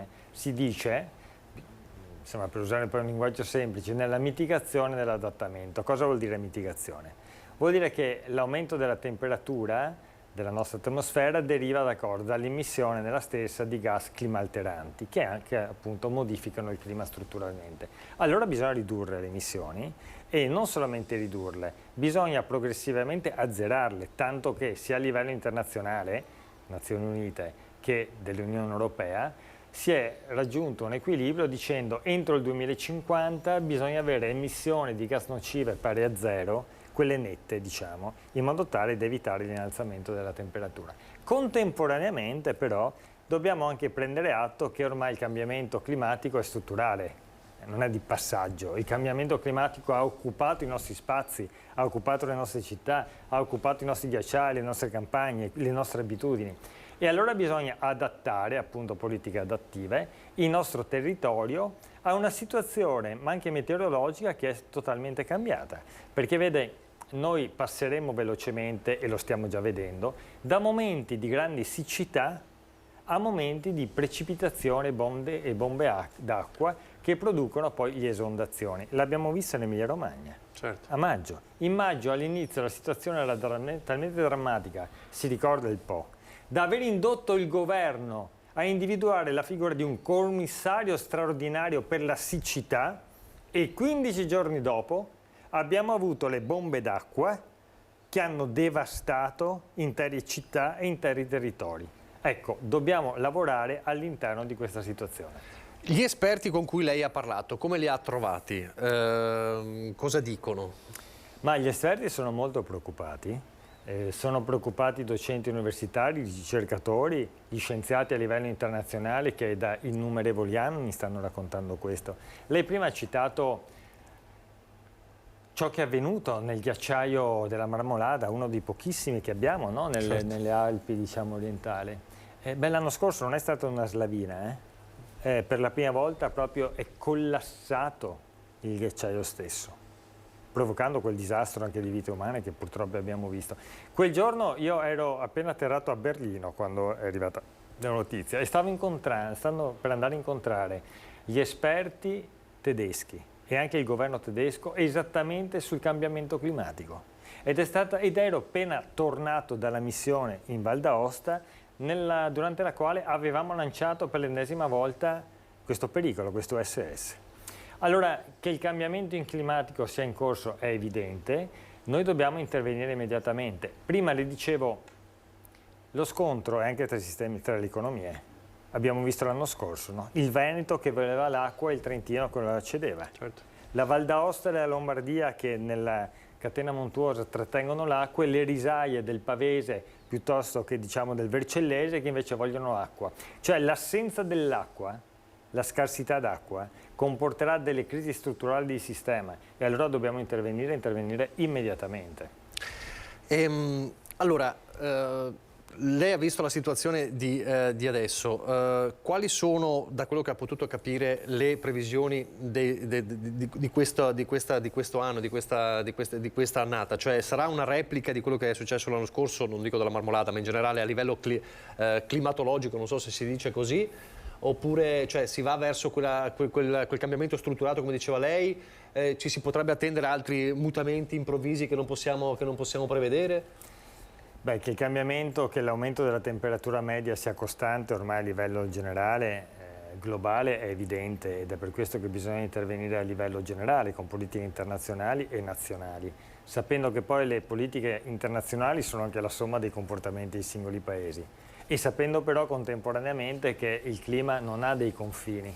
Il clima non è che si ferma nel confine dell'Italia con la Francia e via dicendo, quindi bisogna coordinare le politiche ed è per questo che ogni anno si fanno le cosiddette conferenze delle parti, la COP sul clima e cambiamento climatico, in cui tutti i paesi delle Nazioni Unite si trovano per discutere di queste cose. Io ho avuto il privilegio di rappresentare il Parlamento italiano proprio nella COP 26 di Glasgow e ho potuto toccare con mano in una settimana di trattative la situazione a livello generale. Quest'anno dal punto di vista delle precipitazioni, grazie a Dio, nel nostro paese, soprattutto in alcune zone del paese, c'è stato diciamo, un aumento delle precipitazioni rispetto all'anno scorso, in particolare nella primavera, se ricorda maggio, molto piovose, e questo ha aiutato in un certo senso. Ci sono state anche precipitazioni nevose nell'arco alpino significative, ma rischiano di essere, come dire, dei piccoli fatti contingenti che non modificano la struttura della situazione e noi dobbiamo invece proprio nella struttura della situazione intervenire. Strutturalmente dal punto di vista delle precipitazioni andremo avanti, avremo dinanzi diciamo, un fenomeno di questo tipo. che può sembrare paradossale, una diminuzione delle precipitazioni medie, quindi con una siccità crescente, e contemporaneamente quando ci saranno delle precipitazioni saranno violentissime, puntuali e violentissime. Quello che è successo in Emilia-Romagna, con precipitazioni che in poche ore raggiungevano appunto delle soglie che non si raggiungono nell'ordinarietà nemmeno in settimane, in mese. Ecco, questo è un fenomeno da gestire attraverso appunto le politiche di adattamento del territorio di cui si parlava prima, invasi, corsi d'acqua, bacini di laminazioni, piantumazione verde, eccetera, eccetera. Ecco, perché ci sono poi, e lo ricordava bene lei, diversi livelli di intervento, no? Cioè sono i grandi interventi che può fare solo la politica, ma il rischio è quello che uno veda quello che sta succedendo, si renda anche conto, si dispiaccia anche di quello quindi non parliamo per forza di un negazionista.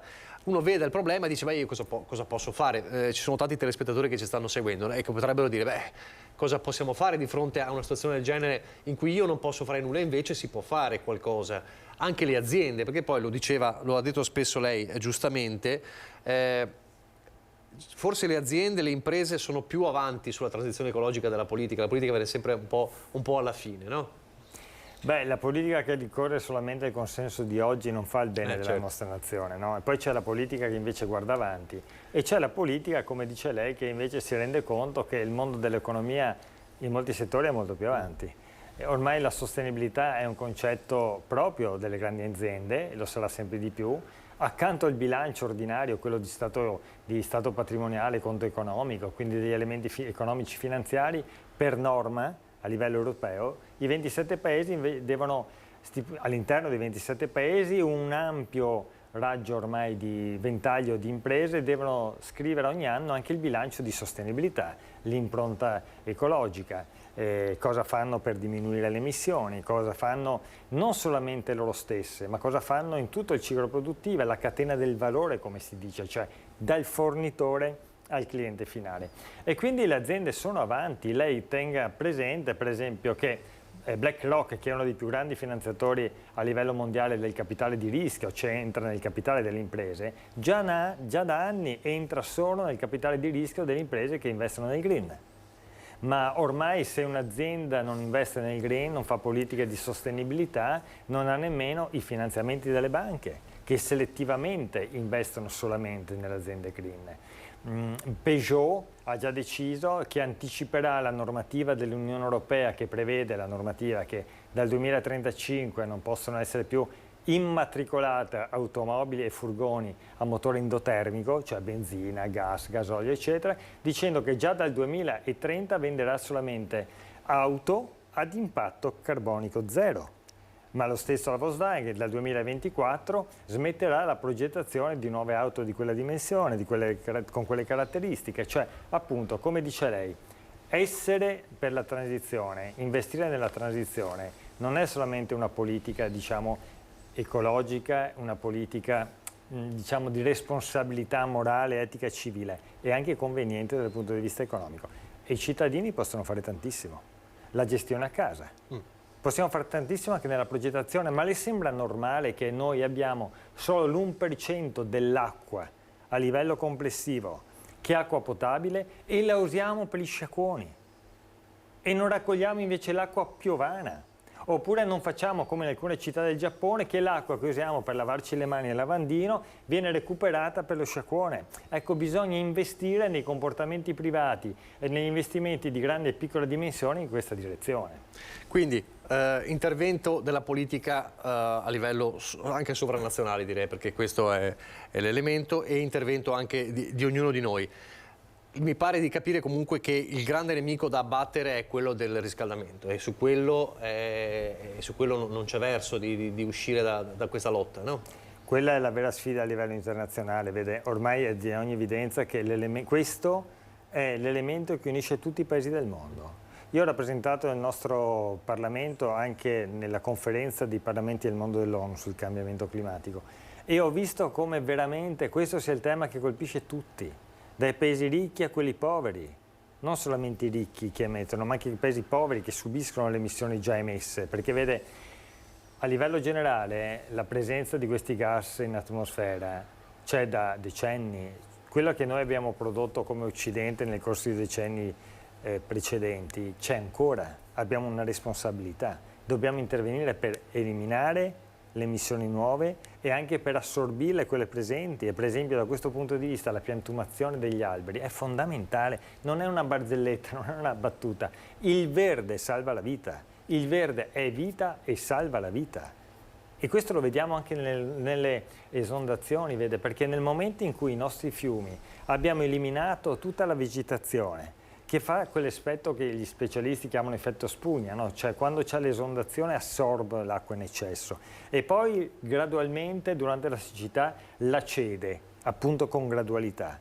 E quando abbiamo tolto questa vegetazione, abbiamo trasformato tutti questi boschi che erano all'interno, diciamo, appena ai lati del letto del fiume, e abbiamo addirittura costruito su queste case, come in questo caso, vede? Questo non è un brutto quartiere di una città italiana di periferia. Qui siamo nel tonale, in un passo alpino, e abbiamo costruito quelle cose lì. Le sembra possibile? Allora c'è tempo per recuperare, ma dobbiamo farlo. Allora, siamo in chiusura di questa prima puntata, chiamiamola così, di questo primo spazio con Andrea Ferrazzi. E allora torniamo a bomba sui ghiacciai. Cosa le lascia questa visita ai ghiacciai? Ma mi lascia l'incontro con delle persone straordinarie. Ricordo per esempio l'incontro con il presidente delle guide alpine della Val d'Aosta. Mi ha presentato peraltro anche moltissime guide alpine che proprio in quel giorno erano presenti nel Monte Bianco, e siamo stati con loro a chiacchierare un sacco di tempo. Mi ha presentato dei grandi esploratori a livello internazionale e mi ha raccontato come la loro gloriosa esperienza di visitatori e di accompagnatori alla visita nelle Alpi, anche il loro lavoro rischia di andare in crisi. Non si fidano più d'estate andare nei ghiacciai, perché ci sono delle condizioni serie, serissime. E poi ricordo le persone che ho incontrato, piccole esperienze di artigianato locale, l'economia dell'alpeggio, persone che hanno a cuore l'ambiente, che amano l'ambiente delle montagne, che si danno da fare per rendere l'ambiente dei nostri boschi ospitale. E quello che fanno queste persone lo fanno anche per noi. Perché come dicevamo all'inizio, davvero l'arco alpino è la ricchezza, è il tesoro dell'acqua. I ghiacciai sono il tesoro dell'acqua, che è la vera ricchezza, il vero oro che abbiamo. E sono anche il tesoro della memoria, perché se lei ci pensa, sono la sedimentazione delle generazioni passate. Più scava e più trova i secoli passati, fino ai millenni passati. Se perdiamo i ghiacciai, perdiamo la vita, ma perdiamo anche la memoria. Questo è un problema serio.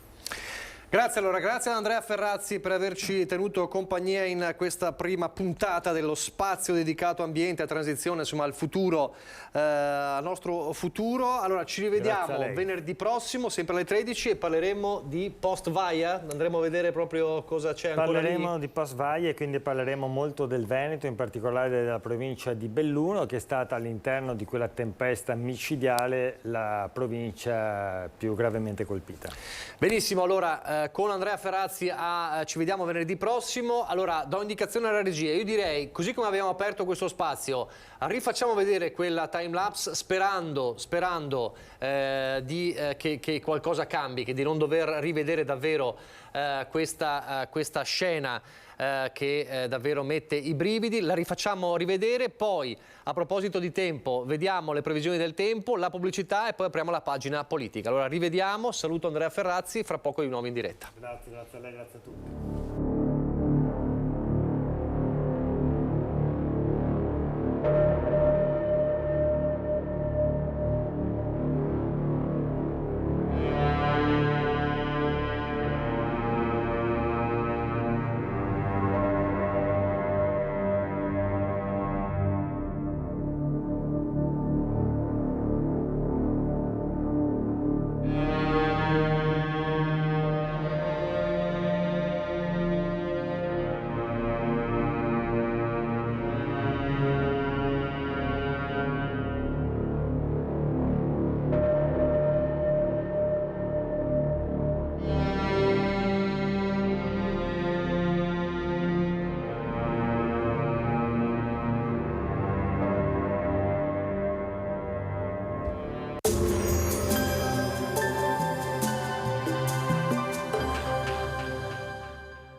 Portaci gli oggetti, i mobili, i vestiti che non usi più. Da noi, guadagni. Ex novo mercatino dell'usato. Aperto 7 giorni su 7, via Vicenza 23, Vedelago. Bentrovati al meteo. Si afferma gradualmente sull'Italia l'alta pressione, ma attendiamoci ancora una locale variabilità. Il dettaglio di venerdì 16 giugno. Sul Veneto sarà soleggiato con cielo sereno o poco nuvoloso. Di pomeriggio nuvolosità in aumento a partire dai monti, dove saranno probabili consueti temporali in locale estensione fino alle pianure limitrofe. Di sera rasserenamenti. Temperature in locale aumento, minime tra 12 e 18 gradi, massime sui 25-28 gradi. Ci spostiamo ora sul Friuli Venezia Giulia. Anche in questo caso bel tempo con cielo in prevalenza sereno. Nel pomeriggio rovesci sparsi sui rilievi e sulle zone limitrofe. Potrebbero essere anche forti. Temperature minime tra 13 e 18 gradi, massime sui 26-27 gradi. Infine diamo uno sguardo al Trentino Alto Adige, dove sarà soleggiato ma non sono esclusi, come vediamo, anche dei brevi rovesci. Temperature minime intorno ai 14-15 gradi, massime sui 27-28 all'incirca. Dal meteo di Antena 3 per ora è tutto, vi ringrazio per l'attenzione, arrivederci.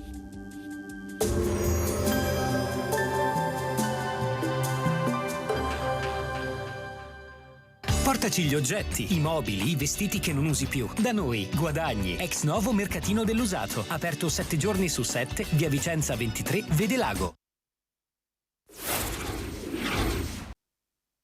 Sono linee guida, non è un regolamento. L'unica norma che c'è è la norma statutaria che dice che appunto i consigli comunali sono dotati di fascia con i colori o stemma del comune, bla bla bla, indossare in occasione di cerimonie e manifestazioni in forma di rappresentanza ufficiale. Quindi questa è l'unica norma che c'è, il resto sono delle linee guida. Su questo punto si concentra il nuovo botta e risposta tra il consigliere di minoranza Marco Zabaia e il sindaco Mario Conte, motivo del contendere la richiesta espressa via mail, eccola, da parte della minoranza di poter indossare la fascia dei consiglieri al Pride di sabato pomeriggio. E la richiesta che noi facevamo era quella di poter dare visibile rappresentanza a una manifestazione che ha un'importanza civile. Autorizzazione respinta dal presidente Antonio Dotto, una scelta sostenuta dal primo cittadino. In realtà è giusto partecipare, chi vuole partecipare, chi crede che quei temi siano da sostenere attraverso la partecipazione, ci mancherebbe altro. È altrettanto vero che l'indossare la fascia è ben regolamentato dal regolamento comunale, quindi la posizione di Dotto è quella di rispetto del regolamento e non è una posizione pregiudiziale nei confronti del Pride. Tra Pride e amministrazione ad oggi c'è un manifesto, diversi punti condivisi, come quelli in cui le posizioni rimangono divergenti. Ho bisogno di approfondire proprio insieme a loro e quindi invece di sottoscrivere un manifesto ho aperto un tavolo di dialogo. Più netta la posizione dell'ex sindaco Giancarlo Gentilini. Io esco da una civiltà dei miei avi che nulla aveva a che vedere con queste cose, quindi nessun esponente pubblico deve accompagnare o dare l'ok a queste manifestazioni. I diritti si possono conquistare nelle sedi opportune, ma non scendere in piazza. Nessuna sfida all'orizzonte, incassato il no del presidente, la minoranza ha deciso di sostituire la fascia del Consiglio con una appositamente creata con i colori dell'arcobaleno. Questa non è una battaglia di destra o di sinistra, è una battaglia di buonsenso. Allora così la carrella sul Treviso Pride ormai alle porte, domani dunque è previsto il corteo e allora partiamo da qui per introdurre la nostra parte politica nella quale parleremo sostanzialmente di Treviso ma non solo, lo facciamo con Antonella Tocchetto, Partito Democratico, buongiorno. Buongiorno a tutti, grazie dell'invito. Cristian Scavon, buongiorno Lega, capogruppo della Lega in Consiglio Comunale. Sì, buongiorno. Grazie, buongiorno a tutti.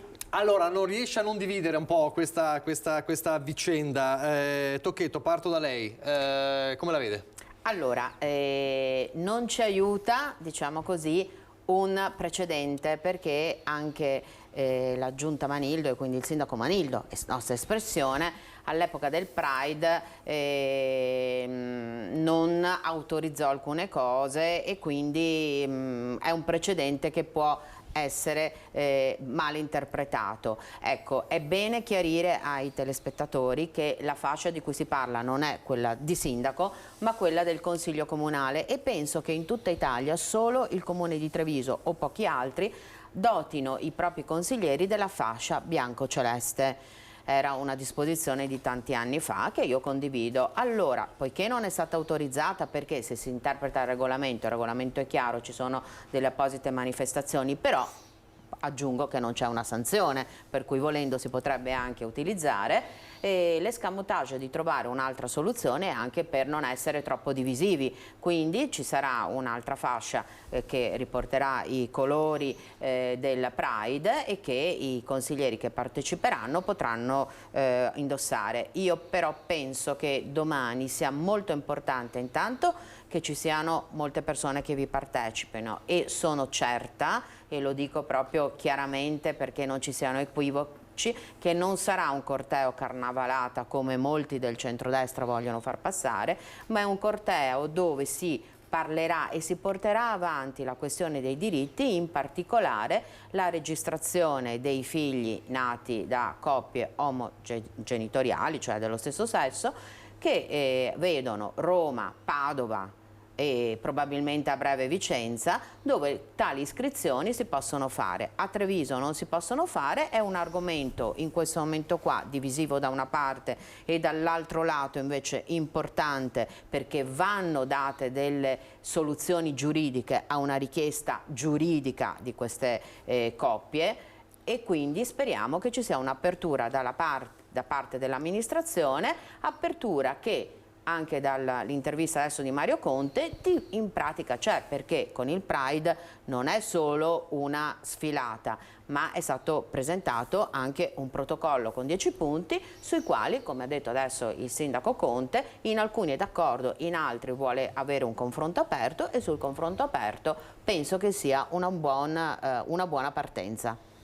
Schiavon, Gentilini ha detto insomma i diritti si conquistano in altro modo, non scendendo in piazza. Ma no, io prendo le parole dell'amica Antonella, insomma domani sarà una manifestazione sobria dove vanno affrontati dei temi, dove andranno affrontati dei temi, ne hanno già dato dimostrazione nel passato, l'amministrazione, la figura del sindaco si è già detta disponibile a discuterne e quindi non vedo grandi polemiche. Faccio una chiosa che mi sembrano strumentali la richiesta della fascia per aumentare qualche divisione politica, chiamiamola così, io ci sono, tu non ci sei, e ricordo anche che la manifestazione domani non ha avuto il patrocinio perché non è stato richiesto, mentre per l'associazione Cupido l'amministrazione nei mesi scorsi l'aveva anche concesso, quindi c'è anche uno smarco, chiamiamolo così, un divario nelle richieste. Quindi tu non mi chiedi il patrocinio, mi chiedi di firmare un protocollo che io ho semi-intravisto. È un protocollo che tocca tanti aspetti, dalle amministrazioni comunali alle regioni, anche a livello nazionale. L'ho solo intravisto, quindi non l'ho letto. Però sarà tema di dibattito, come ha detto anche il sindaco, penso oggi, nell'intervista che abbiamo visto prima, e quindi parlare e discutere non penso che faccia male a nessuno. Vedere domani insieme nel corteo anche qualche esponente leghista, secondo lei, potrebbe aiutare a stemperare gli animi o comunque a portare avanti anche un progetto di condivisione di certi temi, secondo lei? Potrebbe aiutare? Ma vede, tutto aiuta, io penso che le parole aiutino, la discussione aiuti, le battaglie ideologiche aiutano e non aiutano, non siamo più negli anni 60 dove andare in piazza voleva dire morire o farsi del male, portare le proprie idee va sempre bene, Pertini diceva che sono disposto a morire, no? Purché l'avversario possa dire la sua idea.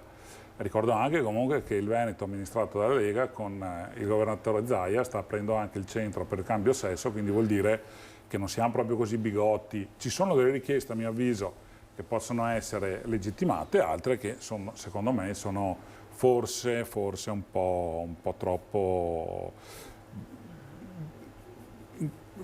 dure da discutere in piazza, quindi io lascerei anche spazio a chi se ne intende. C'è il rischio di strumentalizzare, secondo lei, se ci fosse qualche esponente della maggioranza? Si sta già strumentalizzando, perché La polemica della fascia è uno strumentalizzare una manifestazione, cioè il regolamento dice una cosa, io devo andare contro, devo essere sempre quello che fa o quello che gli altri non vogliono. Quindi le parole del sindaco sono state chiare, le parole degli ultimi 5 anni sono chiare, la volontà di discutere c'è, insomma più di così uno cosa deve fare, non lo so. Tocchetto anche proprio ricordava Schiavone il centro di cambio sesso, quindi è una lega un po' diversa da quella di 10, 15, 20 anni fa, che soprattutto qui in Veneto con Zaia e non solo, anche con Conte, insomma, ha aperto a certi frangenti, a certe tematiche. Quindi in questo intendevo, si aspetterebbe che magari anche un gesto di distensione, di partecipazione potrebbe essere anche un buon segnale? Allora, il faccia a faccia, il muro contro muro non porta a niente e lo ha dimostrato che in tutti questi anni se si va contro su alcune tematiche dove c'è una forte disparità di visioni non si porta a casa niente. Se viceversa invece si apre un dialogo, ecco perché anche l'apertura di Mario Conte, che è disponibile a discutere, e lo spero che non sia solo nell'intervista ma che lo sia anche in futuro, e se qualcuno domani, non dico di qualche consigliere, ma ben vengano i consiglieri, ma anche qualche iscritto alla Lega, volesse partecipare perché vuole portare il suo punto di vista su queste tematiche, perché poi ci sarà questo corteo, ma si chiuderà in Prato Fiera, dove ci sarà l'allestimento di un palco e dove si potrà anche intervenire, può essere un tema veramente importante, perché rispetto alla sua domanda, la Lega, che sta amministrando da anni tutti i settori, cioè dalla regione alla provincia al comune, e amministra moltissimi comuni, capisce anche che prima o poi deve affrontare certi nodi, e se ci sono dei nodi di tipo giuridico come l'iscrizione dei bambini nati da coppie omogenitoriali che poi finiscono nelle aule di giustizia perché non trovano una soluzione politica, sarebbe triste avere sempre una soluzione da applicare che viene dai giudici piuttosto che dalla politica, che non ha né il coraggio, né la forza, né la voglia del confronto, chiude un muro che poi viene superato dai giudici. Credo che la Lega questo l'abbia capito, e abbia capito anche che è meglio confrontarsi sulle idee, trovare la mediazione e fare sintesi, piuttosto che chiudersi a riccio e magari essere scavalcati da qualche sentenza. E auguro a loro che l'apertura ci sia in un confronto civile, ovviamente, ma anche aspro sulle posizioni, perché al di là di tutto anche all'interno del centro-sinistra ci sono alcune persone, alcuni iscritti, alcuni militanti che hanno delle criticità su alcune posizioni dei 10 punti di cui si discute, e quindi l'apertura è veramente molto ampia. Se c'è un confronto ampio potrebbe essere anche bello se da qui partisse, proprio come dice Mario Conte, un confronto tra le due posizioni e che ne uscisse un documento condiviso da portare anche in giro per l'Italia, perché no? Potrebbe essere anche un'apertura su alcune situazioni dove adesso vediamo il sindaco di Roma o il sindaco di Padova che iscrivono, ma non c'è un dibattito che fa sintesi. Ecco, se parte da qua questo, io sono molto contenta.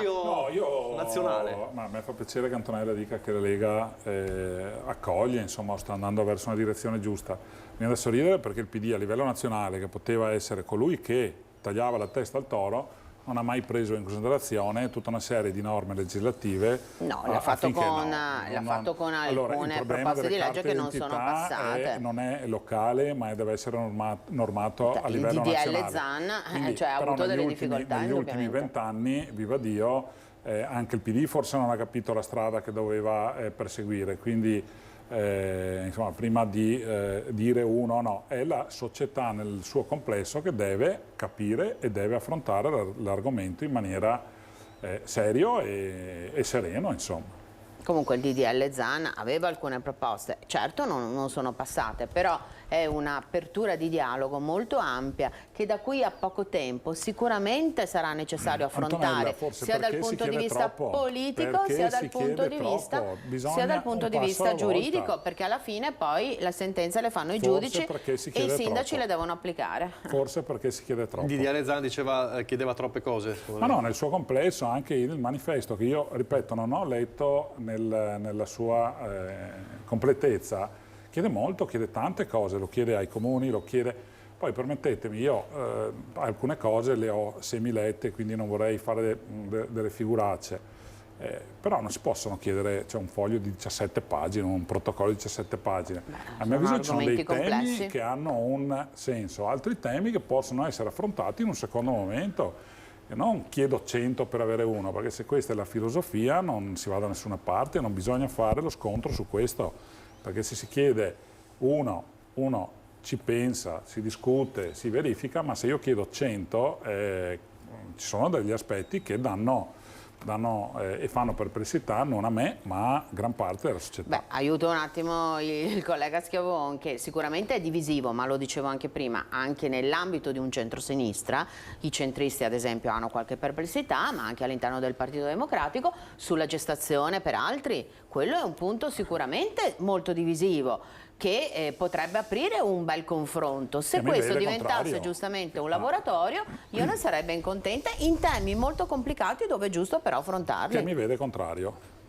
Un laboratorio che la vede contrario? No, il laboratorio sulla gestazione per altri. Ah, ok, certo. O utero in affitto. Questo è un altro tema. Ma fa parte dei 10 punti. Ma non è un punto, secondo me, questo proprio uno dei 10 punti è questo. Sì, è uno di quelli del quale, diciamo così, c'è un confronto, una elaborazione sul quale bisogna parlarne. No, per me non ce n'è da parlare, perché viva Dio, banalizzo, non è il mercato dei bambini. Per me questo, no, attenzione, non va banalizzato e va affrontato in maniera molto accesa, ma anche molto seria. Non sarò dell'età di Gentilini, non sarò arcaico come Gentilini, però chiedere a una terza persona di fecondarmi e portare avanti una gravidanza per un qualcosa che fa nascere un essere umano, cioè io lo trovo veramente allora lo fanno brutto. In alcuni stati e tra l'altro in alcuni stati chiedono anche che nel conto corrente ci sia un conto corrente che non sia al di sotto degli $80.000. Sono quegli stati che ci mangiano i risi in testa, che vendono la droga, che hanno le società... Allora, parliamo di Olanda, del Nord Europa. È difficile discutere in poco tempo di un tema così importante, però questo vede la divisione tra le parti, ma sarebbe bello un bel confronto che magari parte già da domani in un dibattito alla fine del conteo dove ci si trova nel palco di Prato della Fiera. Mi pare di capire che su questo ultimo tema sia difficile, ma vedremo, lasciamo aperte le porte alla possibilità. Allora, cambiamo argomento, dobbiamo parlare di tante cose. Allora, parliamo di Treviso perché c'è un'amministrazione che riparte, ci sono 5 anni davanti, insomma, di tante scommesse. C'è stato il primo consiglio comunale, non ho avuto occasione di averla ospite, ho avuto Giorgio Denardi la settimana scorsa, la volevo chiedere tanto come è andata, come vede insomma la compagine in consiglio comunale, volti nuovi, volti confermati, come la vede? Allora, come lo vede anche il lavoro dell'opposizione da adesso in poi? Allora, prima sensazione quando sono entrata, devo essere onesta, era di scoramento, perché io insomma un po' di anni che sono in consiglio comunale e vedere che l'opposizione è passata da 12 a 10, questo mi ha proprio disturbato, però purtroppo non abbiamo preso i voti necessari e quindi questo è il risultato degli elettori che va sempre rispettato. La cosa invece molto positiva, sulla quale io avevo chiuso l'ultimo consiglio comunale preelettorale, era quella che mi auguravo ci fossero più donne in consiglio comunale. Eravamo solo in 3 l'altra volta, adesso siamo in 11, poi ci sono anche gli assessori, quindi è un bel gruppo. Questo io ho solo detto che è un buon inizio, ecco, non ci sono ancora un capogruppo donna, non c'è nemmeno in questa volta, però insomma già questo è un buon punto di partenza. Non ne faccio una questione di genere, ma siccome la società è, come dire, nella società le professioniste sono tantissime, nell'ambito lavorativo ci sono tantissime donne, è giusto che anche la politica sia lo specchio della società e per fortuna i cittadini trevigiani questo l'hanno capito. Per quello che riguarda la Giunta, allora noi faremo sicuramente un'opposizione molto serrata, stiamo partiti subito ad esempio con la questione delle case popolari, in questi giorni a firma nostra presenteremo un ordine del giorno ma anche chiederemo alcune cose sulla questione dell'assegnazione delle case, quindi anche del problema degli sfratti a Treviso. Per quello che riguarda la Giunta è un mix tra vecchie esperienze e nuovi ingressi, c'è stato un solo consiglio quindi non è possibile giudicare, però come opposizione insomma siamo stati contenti perché abbiamo indubbiamente fatto tutti degli interventi molto chiari, molto espliciti e attendiamo di capire come ci si muoverà. Sulla questione della delega alla cultura ho visto appunto che il sindaco ha tentato una propria giustificazione, io invece ritengo che la delega alla cultura sia una delega molto importante. Ci sono tantissime valide persone sul nostro territorio, io anzi avevo fatto anche un appello che sarebbe bello trovare proprio un nome che piaccia a tutti, magari piaccia quasi più a noi che a loro, perché la cultura non deve avere colore politico, ma deve essere invece qualcosa che non è solo legato al turismo, alle mostre, ma che possa rilanciare la città. Che proposta aveva fatto, se posso essere indiscreto? Ma io avevo detto che ad esempio uno dei nomi che mi poteva piacere era quello che poi lei ha detto che non si sentirebbe di farlo, però lo faccio, era quello della presidente di Carta Carbone, perché secondo me Treviso, proprio anche per la dinamica e proprio per quello che ha creato il Festival di Carta Carbone, potrebbe essere una città che diventa per esempio il fulcro di una città di tipo letterario, di premi letterari. Abbiamo già il Comisso, che è molto importante, ma se diventasse la città della lettura, ecco, a me piacerebbe molto che il nuovo assessore, e ripeto, la responsabile di Carta Carbone non ha declinato ovviamente, però per esempio sulla questione della lettura ma anche proprio del rilancio, perché tra l'altro da noi abbiamo un sacco di case editrici e abbiamo anche tantissimi scrittori, faccio un nome a caso, Hervas perché lo conosciamo tutti, ma ce ne sono tantissimi di scrittori, premi letterari, ecco potrebbe essere una città dove la cultura del libro viene rilanciato alla Pordenone Legge. Ecco, una bella. Ha messo tantissima carne sul fuoco, adesso...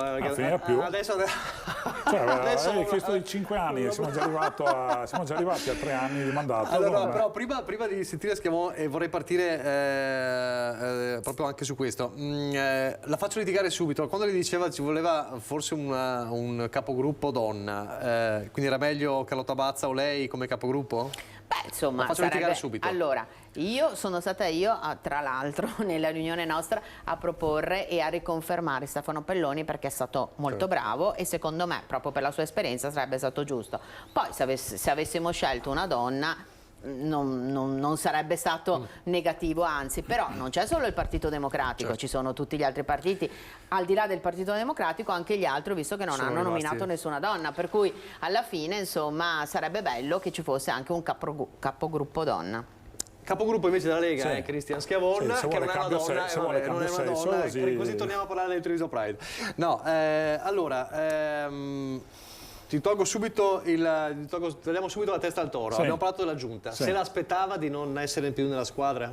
Ma a parte che ho rilasciato anche una dichiarazione, insomma, dove non è che uno deve essere un assessore a vita.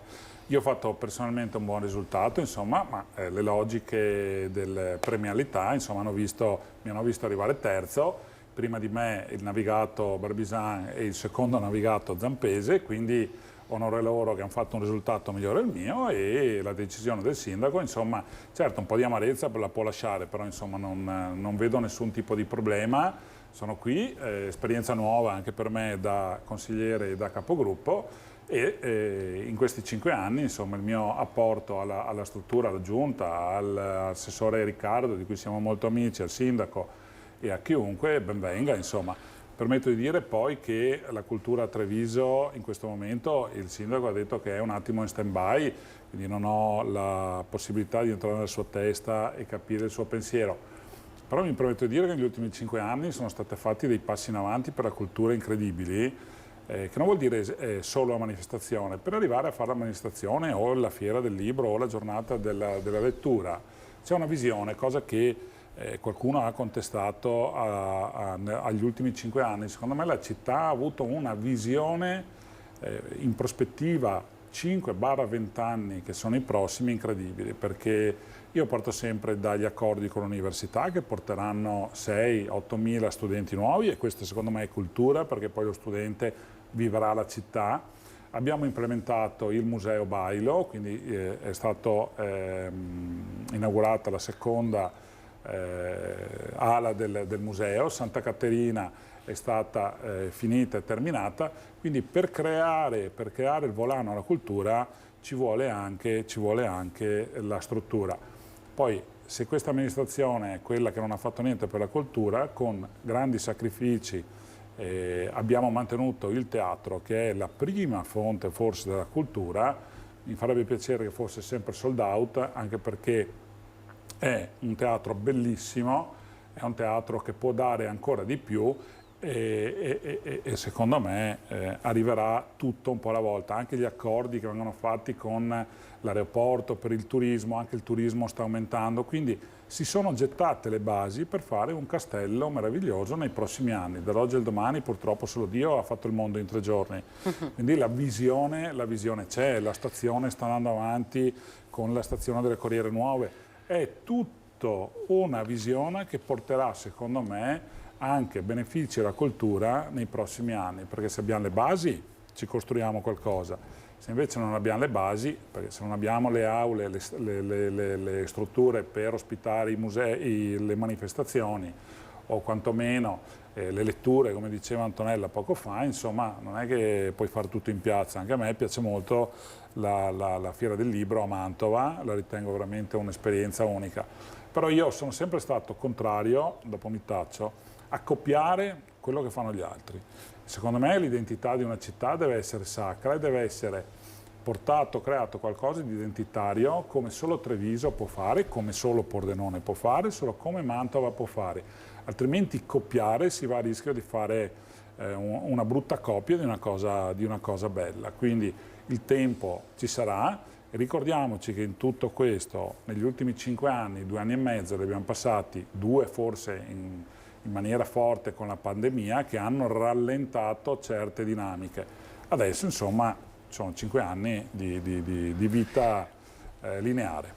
Ma la scelta, secondo lei mi dirà, mi risponderà, deve chiederlo a Conte, ma la scelta di tenere in stand-by l'assessorato alla cultura deriva da cosa?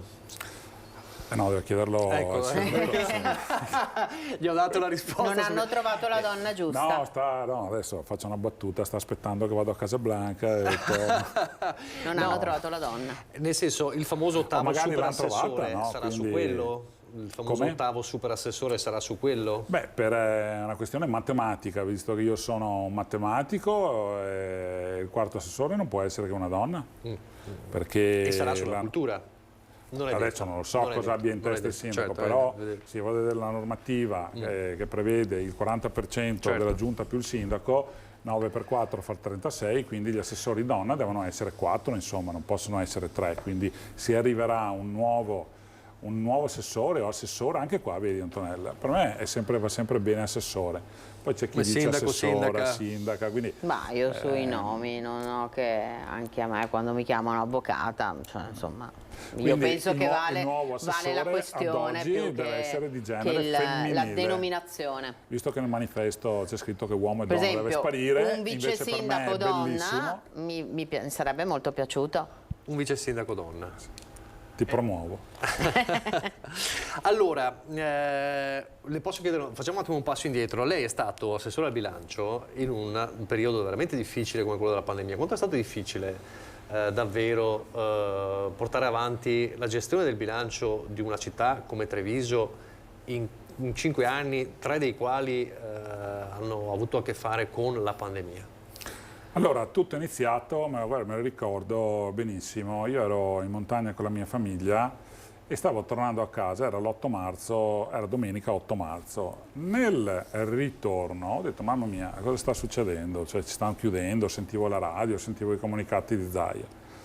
E per la prima mezz'ora pensavo alla società. Dopo ho cominciato a pensare invece ai clienti, allo studio e anche al comune. Ho detto, cosa succede qua se tutti stanno in casa? Da lì è iniziata una seria riflessione immediata nei giorni successivi che mi hanno portato a fare una scelta di pura natura egoistica per il comune di Treviso, che è stato quello di blindare 5 milioni di euro con il famoso fondo Covid. Penso di non essere egoista se dico che in Italia è stato l'unico comune, Treviso, a fare un consiglio comunale poi che ha approvato il bilancio in tempi rapidissimi, ma noi già dal 12 di marzo avevamo 5 milioni pronto uso per affrontare la pandemia. È facile dire dopo sono arrivati i ristori, ma noi il 12 non lo sapevamo. Noi abbiamo affrontato 1 anno e mezzo con quel 5 milioni che poi sono stati ristorati gradualmente dallo Stato. Però l'ho affrontato come tutti, umanamente, in maniera devastante, anche perché mi ha toccato in maniera profonda con mio papà e poi sono stato male anch'io, quindi il Covid, dico, esiste a fronte di chi dice che è una semplice influenza. Speriamo che siano spariti tutti ormai. Ma ormai sì, dai, ormai si sta si sono spostati su altre teorie. In piazza c'erano non più di qualche settimana fa. Si sono spostati su altre teorie. Ma sì, lì le teorie della terra piatta. Però, gestire un comune, il bilancio di un comune, una situazione del genere. È stata una gestione quotidiana. Davvero, ecco, è stata una gestione quotidiana, dove sono stato supportato in maniera incredibile anche dalla struttura, perché noi ci sentivamo se non di persona ogni giorno con mail, telefonate, insomma è stata una cosa nuova. Essendo una cosa nuova, gestire un evento di tale portata che mi ha dato degli stimoli per affrontare immediatamente quello che non poteva essere rimandato a domani. La scelta, ripeto, di congelare 5 milioni di euro, secondo me, è stata vincente per la città, perché ci ha dato la possibilità di fare tutto quello che l'amministrazione ha potuto fare. Quindi io sono orgoglioso di quello che ho fatto, ho rischiato, ma ho rischiato da economista, cercando di guardare non a domani, ma a un percorso molto lungo, perché quando mi dicevano qui si sta chiusi in casa, ho detto sì, per quanto? Perché se è una cosa che si allargava di giorno in giorno, ho detto sarà questione anche di mesi. Non avrei mai pensato 1 anno e mezzo, 2 anni. Però dentro di me dicevo da qua a fine anno sono dolori. E così è stata gestita. Non so se giro il coltello nella piaga, ma darà consigli a Barbizan sulla gestione del bilancio? Insomma, la sua esperienza, insomma, appunto perché ha fatto 5 anni di esperienza veramente intensa. Si mette a disposizione, insomma, per qualche consiglio, non deve essere facile. Faccio una battuta. Se lui mi dà dei consigli per fare il capogruppo, io certo, lui la può consigliare. No, ma certo che gli darò, sono qua. Poi la città ha anche dei validi collaboratori, ci saranno delle difficoltà, insomma, come avevamo visto anche nel passato, perché ci sono delle entrate minori. Però insomma sono qua a disposizione sia per Riccardo, ma soprattutto per tutta la città e per tutti i cittadini, insomma non è che non ho motivo di nascondermi, insomma. Certo. Allora io non so se c'è il nostro Lucio pronto, perché facciamo solo una parentesi di 5 minuti. Lucio, 5 minuti. Perché il nostro Lucio ovviamente non può che essere a Belluno, perché oggi inizia la Donata Triveneta degli Alpini. Allora ovviamente noi siamo in diretta e racconteremo in diretta tutto quanto accade. Allora adesso, se non sbaglio, caro Lucio, inizia il primo evento, diciamo, ufficiale, è così? Sì, ma il fatto che hai detto 5 minuti è perché mi dai solo 5 minuti perché hai paura che mi prendo tutta la trasmissione? Perché ti do 5 minuti perché ho i 2 ospiti e non posso perdere troppo tempo. 5 minuti, dai, 5 minuti e dopo torniamo con i nostri ospiti. Va bene, allora intanto saluto l'ex assessore Schiavone e Antonella Tocchetto, che ho sentito in trasmissione. Li invito a venire su a Belluno tra oggi pomeriggio, domani e domenica. Qui è la festa, come si dice. Però noi partiamo facendo vedere, diciamo così, il primo evento della giornata, subito dopo quella che sarà l'apertura del museo che abbiamo raccontato prima nel collegamento di mezzogiorno e mezzo, cioè quella a Villa Prata a Sedico, perché qui è un appuntamento importante. Come vedete ci sono tutti gli allestimenti della protezione civile degli alpini, e quindi è la parte forse più operativa dell'associazione nazionale. Vedete, ci sono già gli allestimenti, perché poi qui si va a raccontare alla popolazione, qui siamo al Parco Bologna, siamo nel cuore di Belluno, qui si va a raccontare alla popolazione che cosa fanno gli alpini quando fanno protezione civile, e quindi quando si mettono a disposizione per gli altri, cioè praticamente sempre. Buongiorno, con chi parlo? Buongiorno. buongiorno, il suo nome e il suo cognome? Sono Mario Bressan, faccio parte dell'Anna Belluno, esattamente, però saremo delle squadre di Sedico, che è un paesetto qua. Dove siamo stati prima, perché siamo stati a Villa Prater, che oggi pomeriggio apre il museo degli alpini. Esatto, bellissimo. Allora, la prima domanda che le faccio, lei ha fatto l'alpino dove, quando? Io ho fatto l'alpino nel lontano 76, ho fatto il CAR prima all'Aquila, poi a Teramo, e poi sono venuto al battaglione a Feltre. Compagnia Comando e Servizi. Non è male. Senta, ma 76 per gli alpini è una data importante. Sicuramente sì. Con il terremoto. E lì praticamente è partita la protezione civile. È stato un periodo un po' che ha promosso, diciamo, tante cose che adesso gli alpini fanno. È stata una base di partenza, è nata la storia un po' della protezione civile, perché poi le cose sono nate piano piano e adesso abbiamo un bel gruppo, in particolar modo Belluno. Siamo un bel gruppo di volontari che fanno parte che hanno le squadre, funzionano, stanno da fare, vanno in emergenza e fanno anche queste cose. Vedo dei balloon, vedo dei ricetrasmettitori, vedo della gente. Qui che cosa fate? Sì, questa è una simulazione un po' di una sala radio. Qui abbiamo il nostro Demis Colazzoi, che è il nostro espertissimo di questo settore. Stiamo mettendo un po' una rappresentazione di quello che può essere una sala radio. In caso di emergenza noi siamo in grado di parlare sia localmente che anche, diciamo anche a livello nazionale, perché abbiamo delle radio che arrivano. E siete coordinati con la Protezione Civile Nazionale in ogni caso? Siamo coordinati sempre con chi dà in quel momento la richiesta di aiuto, se a livello comunale sappiamo che abbiamo il sindaco che richiede, quindi usiamo un tipo di radio, se a livello... Il famoso COC. Bravissimo, o COM anche qualche volta. Sentite, ma voi vi siete mossi per Vaia? Sicuramente sì, è stata dura per Vaia. Non mi ricordi che sono stati dei momenti molto difficili. Mi ricordo, se posso dire una cosa, che abbiamo fatto delle cose che a pensarci mi viene ancora la pelle d'oca. Io le posso dire che a Rocca Pietore sono saltati tutti i telefoni e il sindaco di Rocca Pietore ha dovuto usare le radio tipo quelle che avete voi per riuscire a comunicare e dire che non era morto nessuno. Vuole che non sappia queste cose. Ecco, giusto per dire che insomma parliamo la stessa lingua. Esatto. Senta, ma voi siete qui perché lo volete raccontare alla popolazione? Sì, noi facciamo queste cose anche per far capire alla gente che la protezione civile esiste, perché diciamo che generalmente la protezione civile non la vedi mai, perché è operativa in certe zone e quindi non ti accorgi dove sono, non sanno dove sono, però se facciamo queste cose dimostriamo anche che esistiamo, che abbiamo delle cose che funzionano, che possono funzionare, abbiamo delle attrezzature e mezzi che vanno in emergenza e quando serve ci siamo e siamo operativi con quello che abbiamo, ovviamente. Lei è un vecchio, il boccia qua chi è? Il boccia, eccolo, dov'è Lorenzo? Eccolo qua, allora andiamo da Lorenzo, perché qui c'è un'altra storia da raccontare. Lorenzo, quanti anni? Io ho 21 anni. 21 anni. Lei l'alpino ovviamente non l'ha fatto, ma chi glielo fa fare? Beh, io sono entrato da 2 anni, quindi appena ho compiuto i 18 anni mi sono iniziato a informare, grazie al gruppo che iniziavo a vedere in giro al comune di Sedico. E... Lei ha fatto il campo scuola? No, non ho fatto il campo scuola perché mi sono inserito direttamente e ho iniziato subito a fare la gavetta grazie a Mario e a tutti gli altri. Cosa le sta insegnando questa attività? Beh, sicuramente come vivere nel mondo, a fare cose molto pratiche, perché si impara a utilizzare le radio, poi tutte le robe manuali, idrovore, qualsiasi... Però le porta via tempo, questo tempo che avrebbe potuto utilizzare in altra maniera per se stesso. Per lo studio o per altre cose, sì, sicuramente. Allora perché lo fa? Perché il grazie della gente sicuramente è un regalo importantissimo.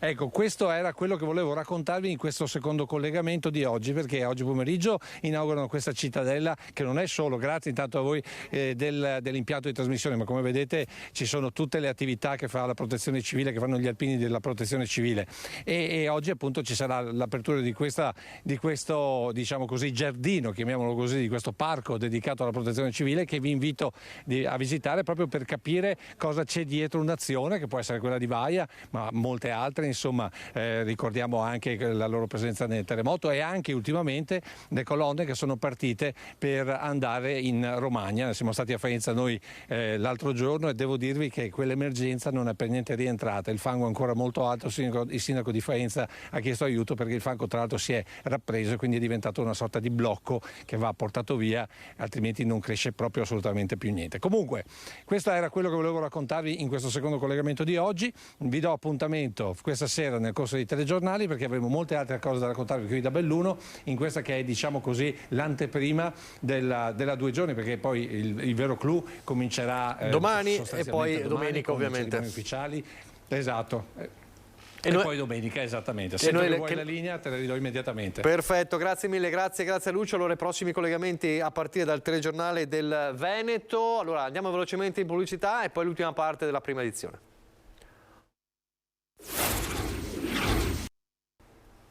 Rieccoci in diretta con la nostra prima edizione. Abbiamo qui in studio con noi Cristian Schiavon, capogruppo della Lega a Treviso, e Antonella Tocchetto del Partito Democratico, consigliera comunale.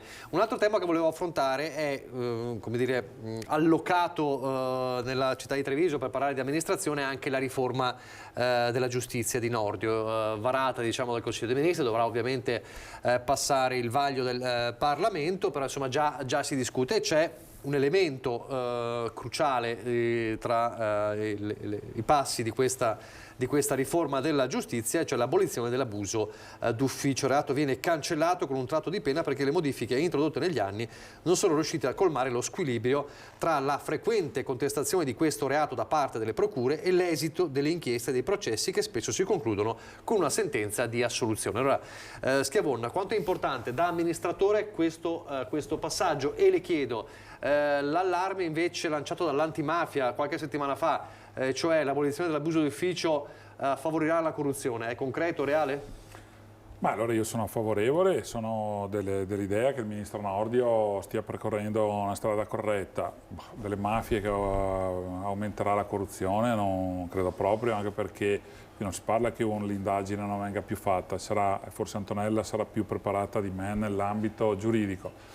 Però se c'è un'indagine che inizia e finisce e darà prova di colpevolezza del corrotto, insomma la legge seguirà il percorso naturale.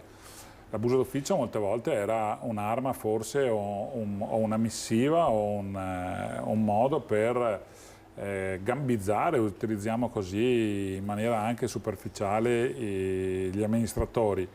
Però insomma non vedo nulla di strano, anzi complimenti al Ministro, e poi se ci saranno dei fatti che andranno perseguiti per legge, la legge farà di tutto per portare a galla la verità.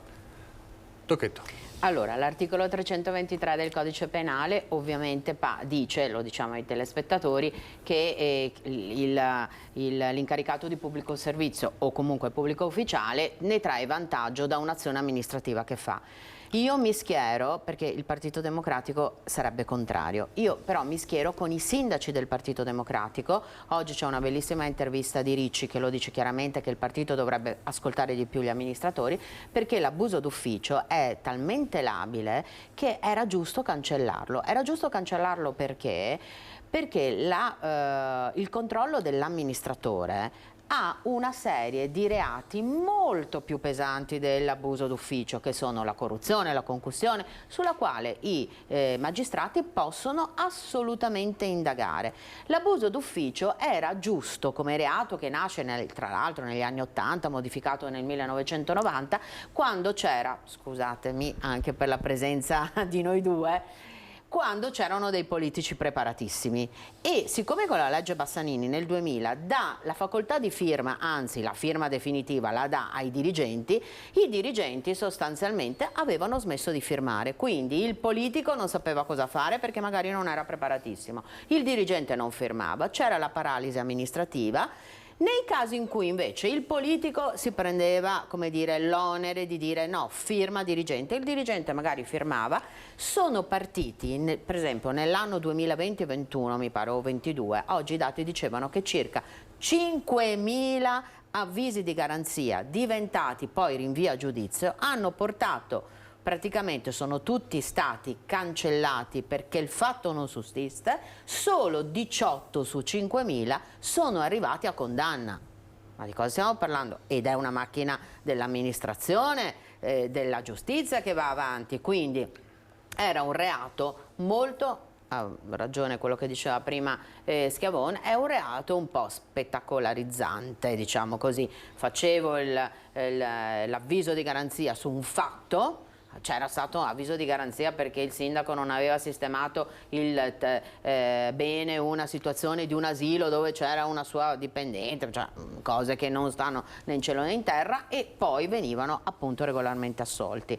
E sulla riforma, sul resto della riforma io un po' mi riservo, però sull'abuso d'ufficio, ripeto, io mi schiero con i sindaci del Partito Democratico, Ricci Gori, faccio due nomi proprio che sono molto importanti nel nostro partito, che dicono il PD ci ascolti di più perché effettivamente andava non modificato ma cancellato. Poi c'è anche la questione delle intercettazioni. Sulle intercettazioni è interessante il fatto che non possono essere pubblicate se non fanno parte di un particolare richiamo all'interno di un provvedimento del giudice, e anche questo secondo me è una civiltà giuridica, perché se io parlo con Schiavone e parlo di un altro e magari faccio un nome strano, questo viene indagato e non andava bene e andava magari sui giornali.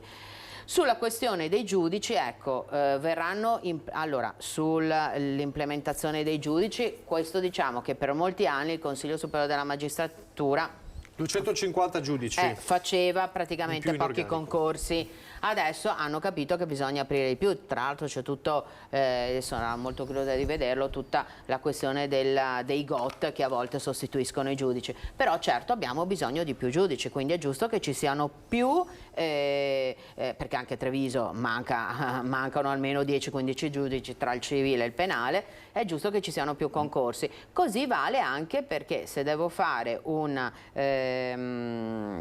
se devo fare un interrogatorio e tra l'altro dare un carcere preventivo, che è una cosa molto delicata, almeno non lo faccia un solo giudice, ma ci sia la possibilità che siano 3 i giudici che decidono. Allora sono riforme che secondo me non devono avere grandi colori politici, le dovrò leggere perché non è che le sposo in toto, però spero che insomma nella riforma del dibattito parlamentare trovino una giusta soluzione, perché sono anche riforme di buonsenso e di civiltà giuridica. Dico anche questo, io con Nordio ho fatto alcuni interrogatori come praticante, era un giudice molto severo, però sa di che cosa parla. Alcune cose, ripeto, come l'abuso d'ufficio, erano state caldeggiate anche dal centro-sinistra. Erano contrari i 5 Stelle, ma il Partito Democratico, ripeto, con i suoi sindaci era d'accordo, quindi vedremo cosa ne uscirà dal Parlamento, però alcune cose sono condivisibili anche dal centro-sinistra. Torniamo su Treviso, gli ultimi minuti. Ha detto una parola importante prima, parlando delle prime cose da fare. Ha detto la parola case popolari. La questione delle case è fondamentale a Treviso in questo momento. Allora, l'amministrazione è sempre mossa, adesso mi viene in mente, nella manutenzione dell'essere e nel Pinqua, che prevede anche la costruzione di, adesso non ricordo quanti siano gli appartamenti nuovi. La questione delle case popolari secondo me è un fenomeno in continuo aumento, ma vista la criticità sociale dell'economia del territorio, non solo trevigiano, perché lo si vede ogni giorno come aumenti tutto, le famiglie abbiano sempre meno, poi c'è chi purtroppo ha la sfortuna per svariati motivi di non avere neanche un lavoro, quindi deve essere assistito dal mondo sociale, quindi dall'amministrazione. Purtroppo io dico che sarebbero bisogno di avere un mondo di risorse che da solo un comune non può avere. Quindi ci vorrebbe una grande riflessione a livello nazionale anche come poter aiutare il mondo del sociale.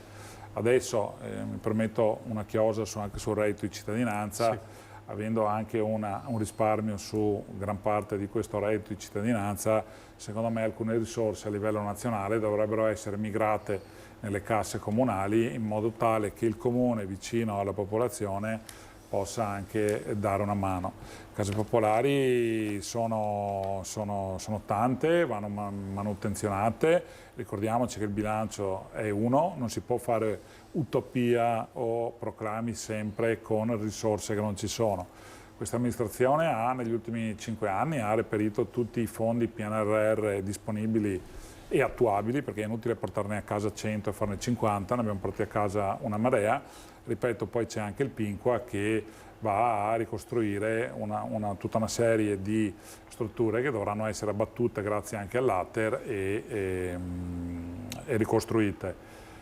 Piena sinergia e collaborazione con l'ATER, che poi ha il patrimonio grosso delle case popolari, però è un tema che oggi più che mai probabilmente si fa sentire per una serie di dinamiche economico-sociali che sono all'ordine del giorno, insomma. Non spetta a me dire che, o meglio, non sono io che apro il rubinetto dell'acqua calda, aumenta tutto, sta aumentando tutto tranne i salari. Allora chi ha un salario riesce a campare, chi non ce l'ha ha ancora più difficoltà a campare, quindi andare a prendersi il latte e il pane. Anche questa è una riflessione che dovrebbe essere fatta seriamente a livello nazionale affinché ci siano più risorse non solo nelle tasche dei cittadini, magari con il cuneo fiscale che diminuisce o aumenta, dipende, in modo tale che il lavoratore abbia più denaro, ma ci siano anche contributi che arrivino alle amministrazioni per far fronte a tutto un mondo che ha bisogno di aiuto. Lei ha parlato durante la campagna elettorale, ma anche prima in realtà, di questa bomba orologeria. Il ticchettio di quell'orologio dove è arrivato secondo lei? Beh sì, ormai la bomba sta scoppiando. Noi abbiamo anche presentato un'interrogazione proprio in questi giorni sul bando ERP del 2023 presentato, che l'amministrazione ha aderito, e vogliamo che venga aperto un tavolo di confronto con tutti i soggetti.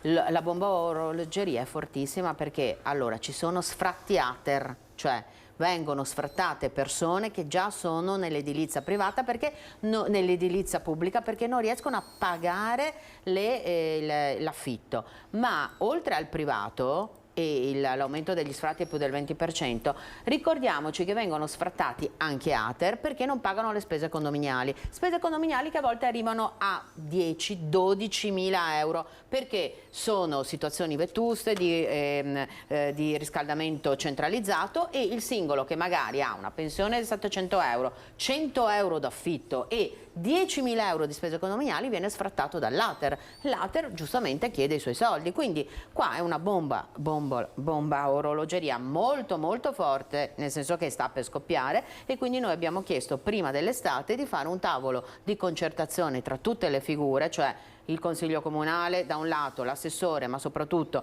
l'ATER, per vedere anche per esempio di rimodernare, perché non c'è solo il Pinqua, ma ci sono tanti appartamenti, non possono essere pagate spese condominiali così alte perché non ce la fanno, quindi ci vuole un contributo, e soprattutto di trovare degli alloggi per quelli che purtroppo oggi, ma gli sfratti esecutivi sono anche la prossima settimana, con le forze dell'ordine che li mettono per strada, e che questi non si sa dove andranno.